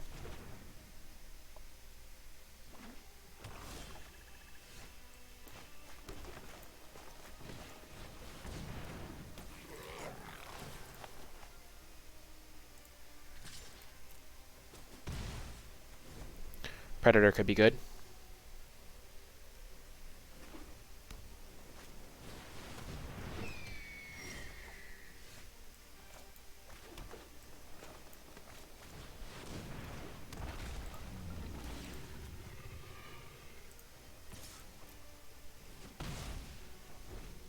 So Reckless Airstrike can't take down this, but it is a 5-drop. If our 1-mana hate card could take down this, it'd be kind of unfair.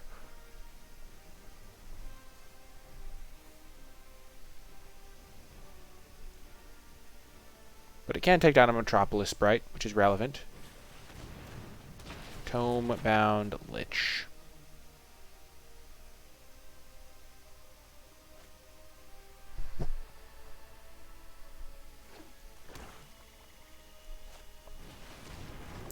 You can take down a Gorging Vulture as well. There goes Villas. And he did attack, so that's good.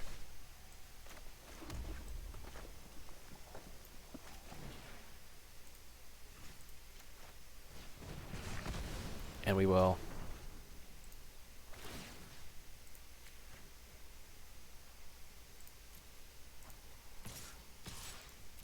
I am a fan of this attack. If I double trade these off, it's really good. Opens up a lot of avenues. And the Tome-bound Lich won't get any more value.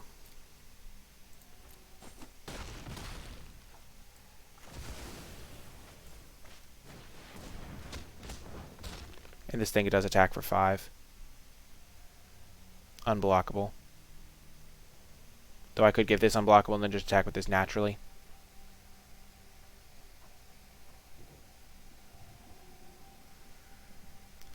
So we are ahead on board. Opponent does have 3 cards in hand, but once it gets... One thing that I have noticed that makes me feel less far behind in this situation is my opponent's only really 2 cards in hand ahead, because on my turn I'm going to draw a card. So that really helps me to kind of think about it. And also I have 4 permanents in play. They have 1. Blood for Bones. They get back Villas. That could be catastrophic.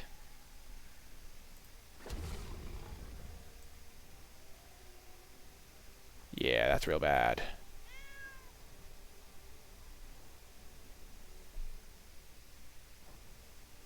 So we need a top deck Plummet. But if we top deck Plummet, we could win this. Plummet me right now.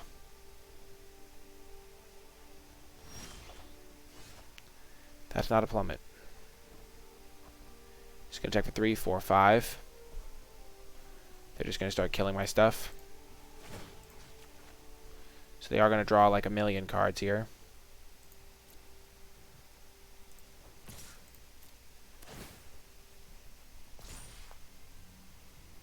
That's a good combo. They pulled it off. Kudos to them. If they hadn't milled Villas, we would have won this game easily. But, or if we drawn a Plummet this game, because I think we would have saved it for the Villas, because I was pretty sure they had Blood for Bones. But, you know, sometimes they whiff and draw 5 lands in a row, and then we win.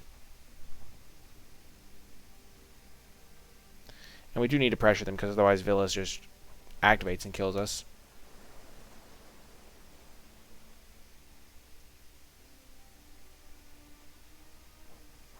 At least now they have to pay 4 life to kill our Goblin Smuggler.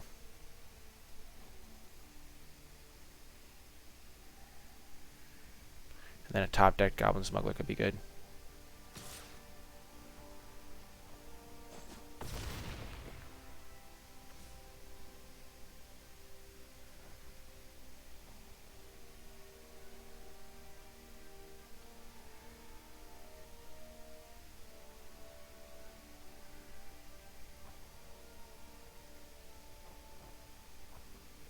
GG opponent. They pulled off their combo. That's kind of nice. It's good when people get to pull off their combos. Just kind of sad when it happens to me. So they have milled 4 more cards. They have 10 left. So they're functionally at 10 life because of the Villas. So if we can find a way to deal 10 damage to them. Oh, we're not actually dead. They're holding up Bone to Ash, but, you know.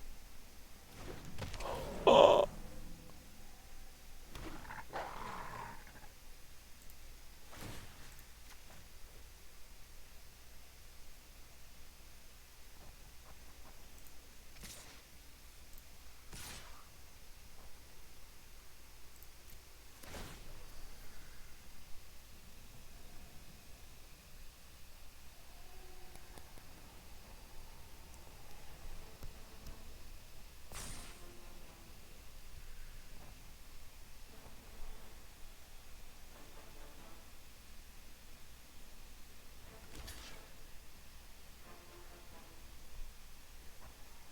I mean, they probably have a removal spell or a bounce spell or literally anything.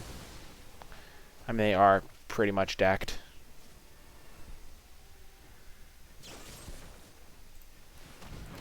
GG.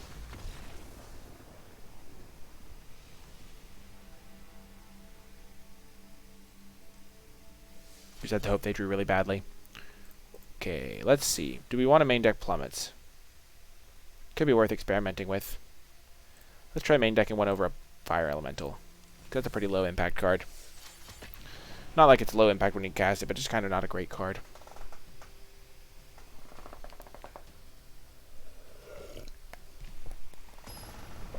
Imagine if we drawn plummet instead of the giant.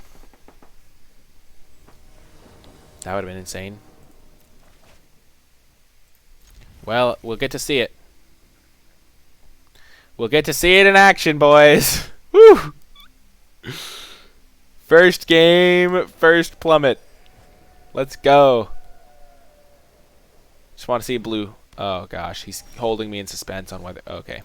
All of our sideboard cards in the opening hand. We'll have to see how they work out.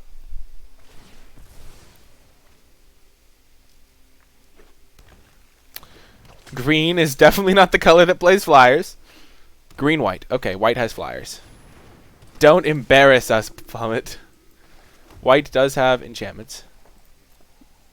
And they have a decent number of flyers. There's still hope. Don't worry. Don't worry. We are going to be fine.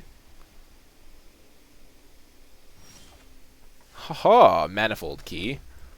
Just gonna get our Lavacan Brawler out. No big deal. This is so weird. We have so much bad stuff in our hand.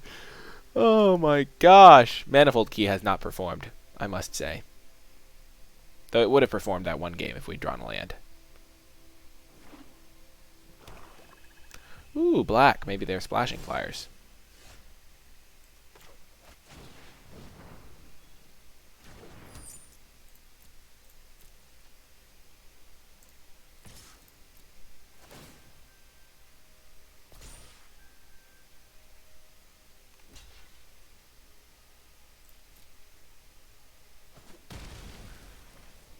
I am so confused. What? They just chumped to save 1 point of damage because they have a Gravedigger. This is so weird. What is happening? Oh my gosh.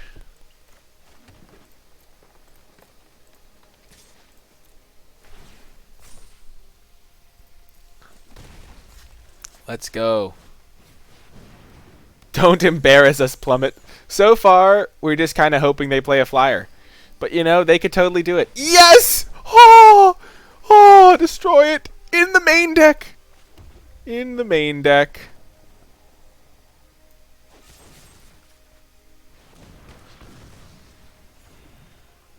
We're just going to play that so we can start attacking immediately. Might have been correct to play our guy first and just pass the turn. But now we can use our plummet when they play a big flyer. We could have also just let them draw a card off of it. I think we messed that up. If only slightly.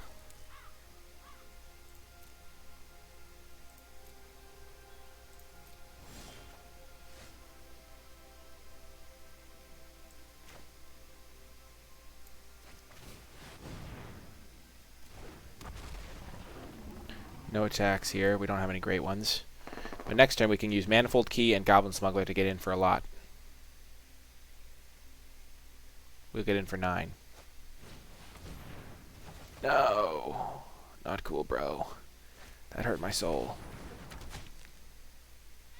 No. Not my Sedge Scorpion. You monster! You are evil! Oh, that's so sad. Sedge was a good boy.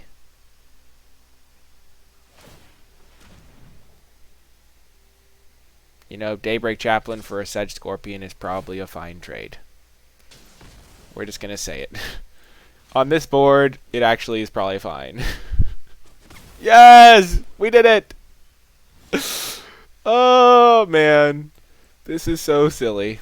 We have our main deck plummet here.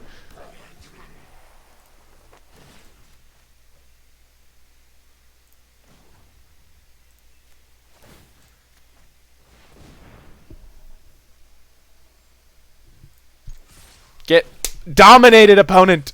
Our main deck enchantment removal actually did good work. I think it's going to be good out of the board, even after board, too, because he's got Scuttlemud and Heartpiercer Bow and all that stuff. Epicure of Blood, sure.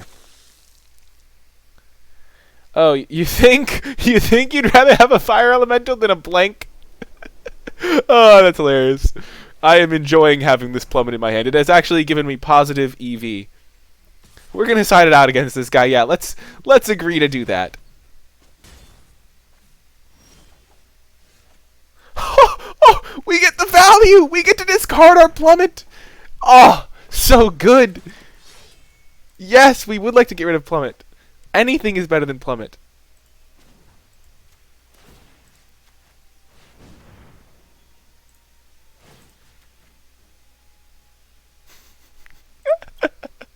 Yes, the value. Oh, man, what a ludicrous. Got him. It's so stupid. We just had main deck plummet, main deck enchantment removal. My opponent's like, man, this guy sucks. Oh my goodness. I think we side out Wand too. Wand and plummet go the way. Reduced it. I mean, Reckless Airstrike just to kill artifacts seems decent. It can kill Scuttlemut. It has 2 targets. Let's try it just for the artifact half. And also on the off chance that he has a flyer. We can always pitch it, right? I mean, potential to win us the game compared to an air elemental, which is just going to be meh the whole time. And if it kills a Scuttlemut, we're just going to win on the spot. So, or a Heartpiercer. I mean, killing Heartpiercer could be potentially useful.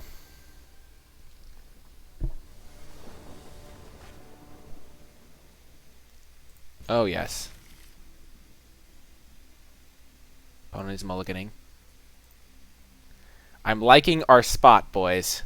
I'm liking our spot.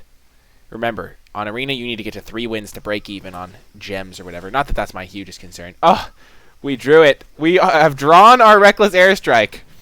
Let's see if my intuition was correct and we can nab a Scuttlemut or something.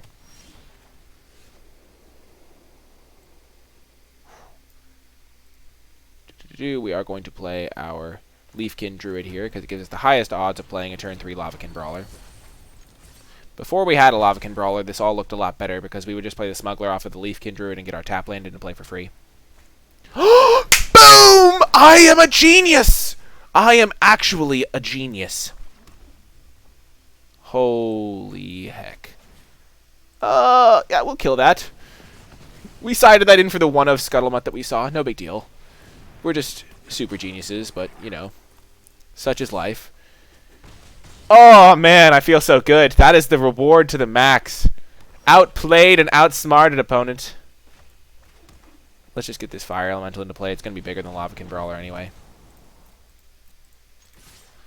Get dominated, Scuttlemut. Boom!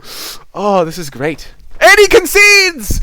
Oh, pure justice right there. That is what's known as the Justice Punch. Hiya! Hiya! Just main decking sideboard cards for the win.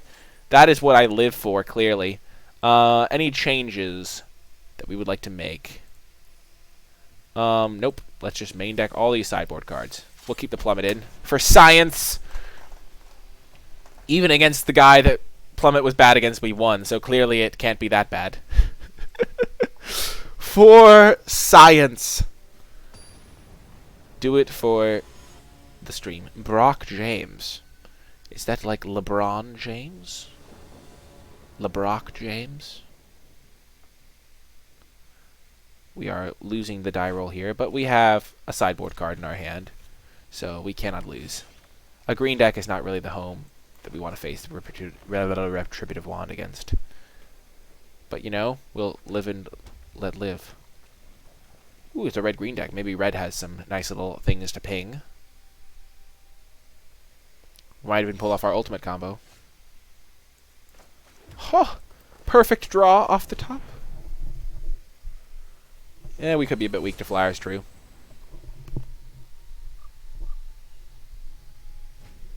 It's was at least a good discard. Exactly, Slayer Orphan. It was the perfect card to discard.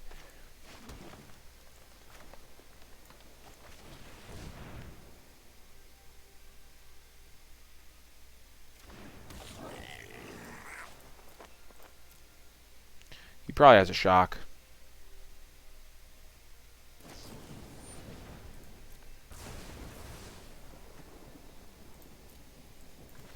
I'd probably rather have a Sedge Scorpion anyway against the red-green deck.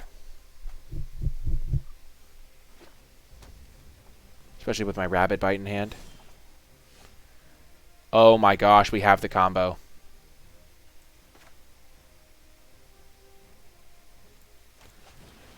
Let's just play our Smuggler, though.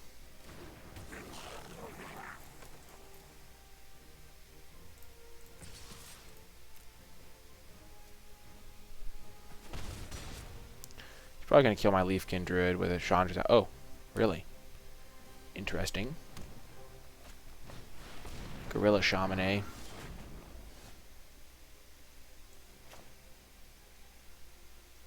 So my opponent is going to get a bit of value here. We do get to kill his 5-drop with our really mana-screwed hand right now.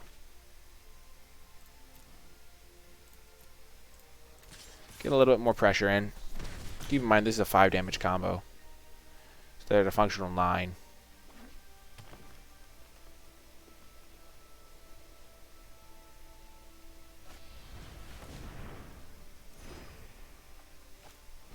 Well, now they're at a functional 20. You know, once we draw a land, things are going to get good again.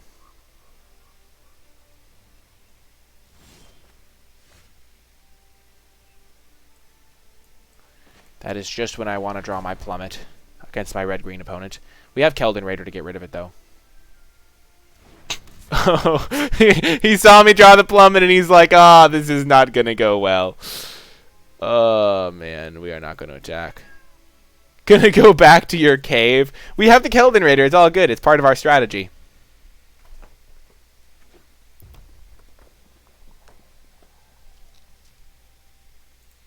We'll block.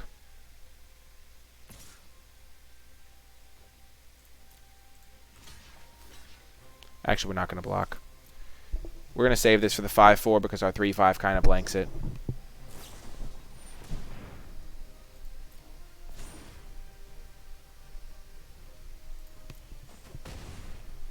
Okay, that was a bit spewy. That was just to get an extra 5 damage. Only an extra 4 damage.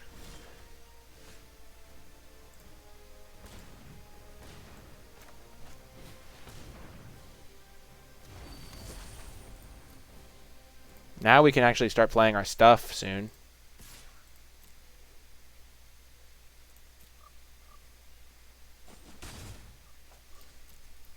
We actually are going to block with our Sedge Scorpion here.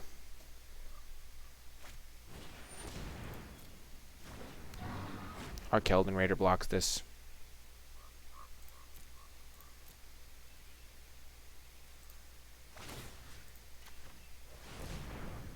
Got him for 1.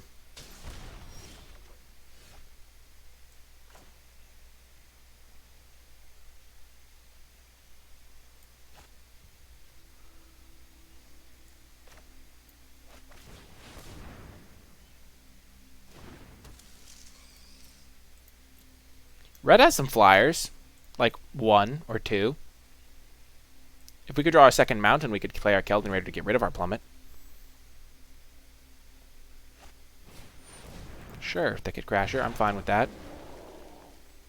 He did use Uncaged Fury to do 4 damage, so feeling okay about this.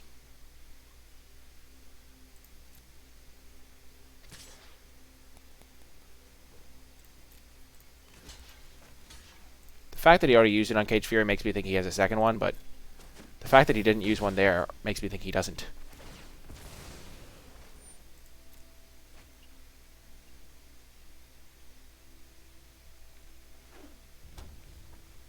And as they say, mana screw beats mana flood. Because now that we're drawing lands, we are rolling in the dough. Get out of here, Plummet. We could have played our Lavakin Brawler this turn too, but actually no, we couldn't. We needed our double red.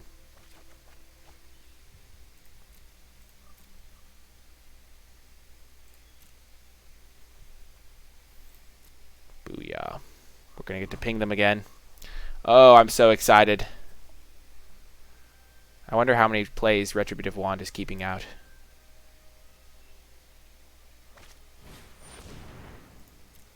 Forced Claw, eh?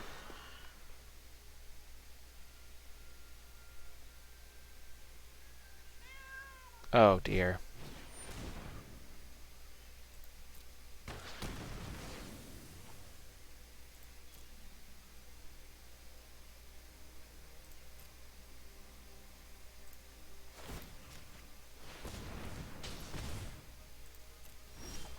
Hey, Belangia Joe. Hello. We could potentially get them. They might not see it coming. Because, quite frankly, no one should see it coming. Got a mono red trophy? That is hype. That is quite hype. Because we can hit them for 5. Gain 3. Jeez, they have a pretty good deck.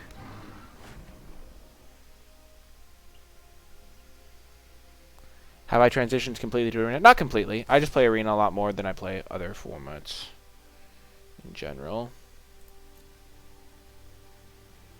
So there's a lot of trample damage.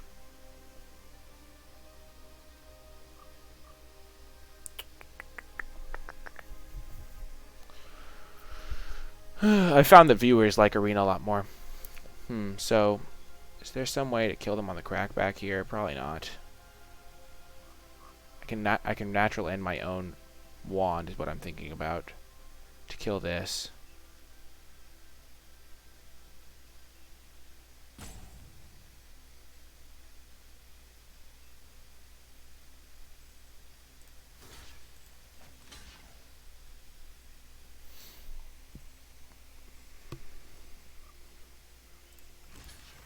These blocks are pretty obvious.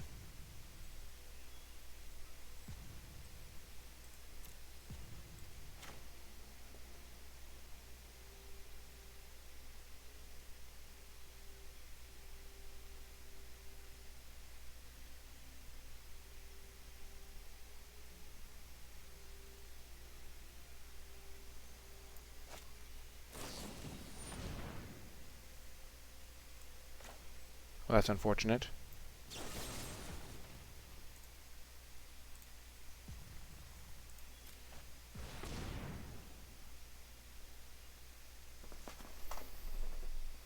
Fortunately, now they get to do a bunch of sweet stuff and kill my Lavakin Brawler.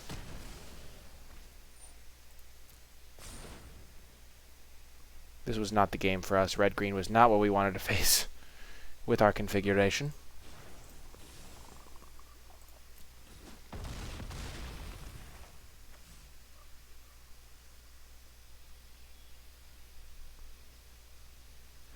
I'm going to go out on a limb and say that we have not got a good chance of winning this game. Howling Giant would be a fine draw, though. So it's not worth conceding or anything.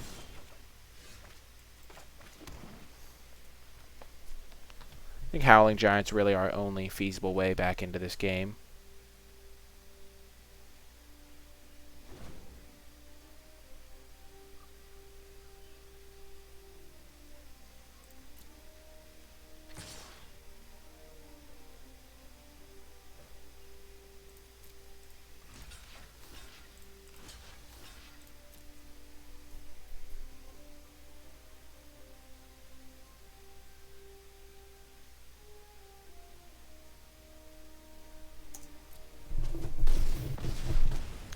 We go to 1.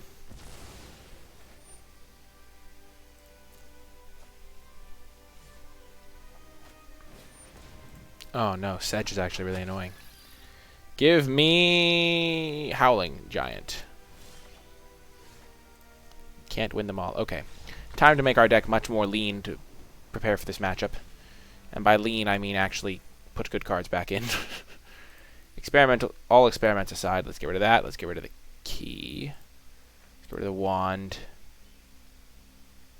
Let's put in 1, 2. Let's get rid of the natural end. 3, 4. Actually, over the Loaming Shaman, I think we do want 1 key. No, never mind. Let's just play all creatures that affect the board and see how that works. Should make our deck a lot better against him. Not doing anything fancy. Not going for the shenanigans.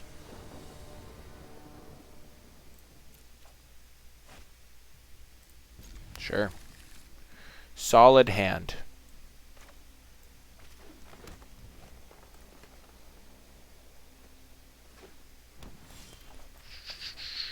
Hey, we got our combo. Nice.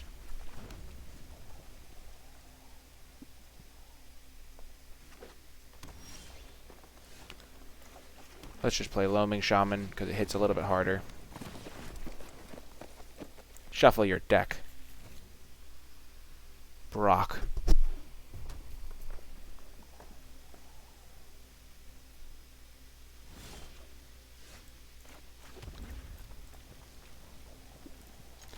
Boy, I wish we'd had that instead of our Loaming Shaman that's about to get shocked. No shock. Let's go.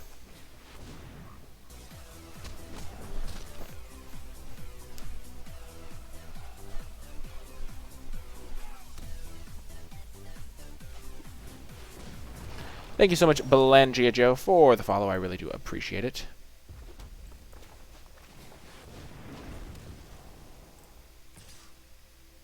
We're going to save our Lavacan Brawler. It's 5 points of unblockable damage, so. Thought you already were following? Well, such is life. Such is life. Just formalizing it. I do appreciate the support.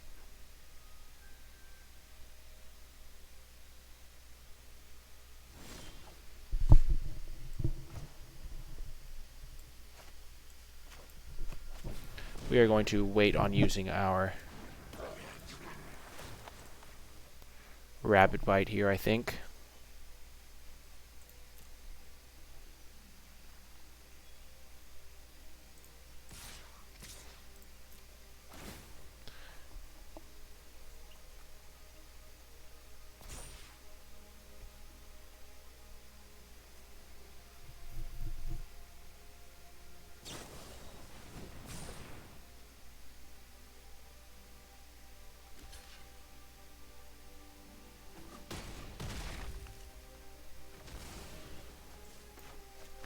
We're just going to use the most mana-efficient play here. A 4/3 is about as big as their guys are going to get, and we don't want them to be able to attack us back for 8 here. All their guys seemed fairly interchangeable. Sure.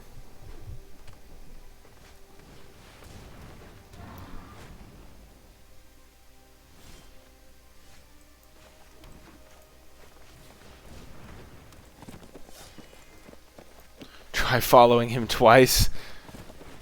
And we will shuffle our graveyard back in. We don't want another Loaming Shaman, but those two would be good. No attacks.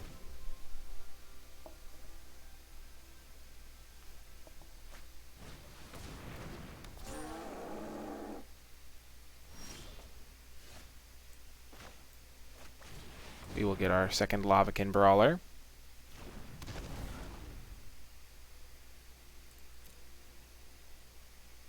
Ooh. Nope, we'll get Lavacan Brawler. Because then if we do draw a Goblin Smuggler, we have a couple targets for it.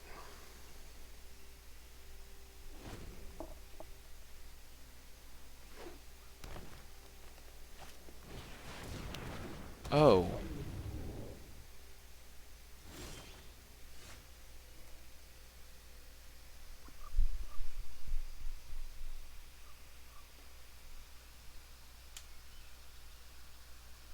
See you later, Frigged. I don't think this draft is going to go much longer. No. Oh, not at all.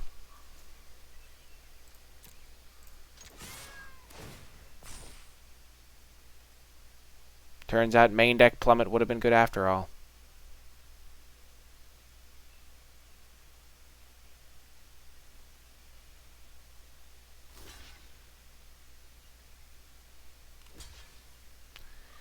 Yep, we did have Plummet.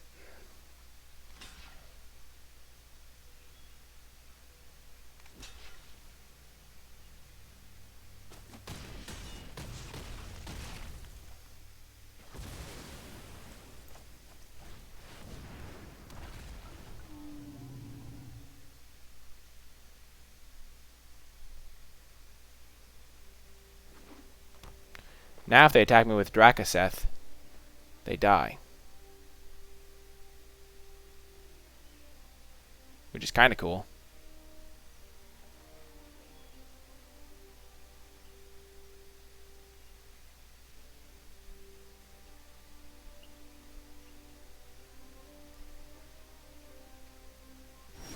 Boom! We're still in it, boys.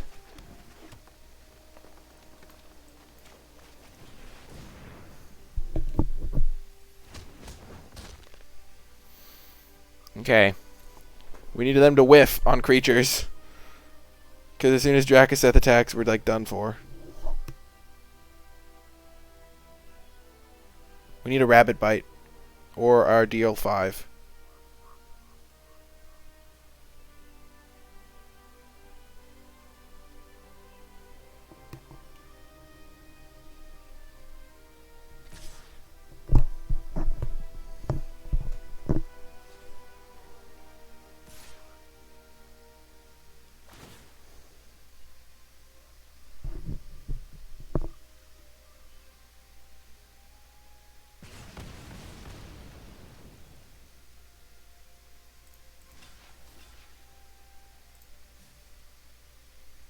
So, we go to 8. I feel like they have the double strike card. But even if we block here, it doesn't do anything, so let's just die to it.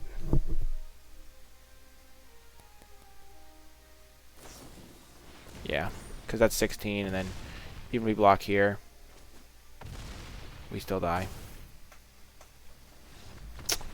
Rats. Well, Drakaseth is a beating.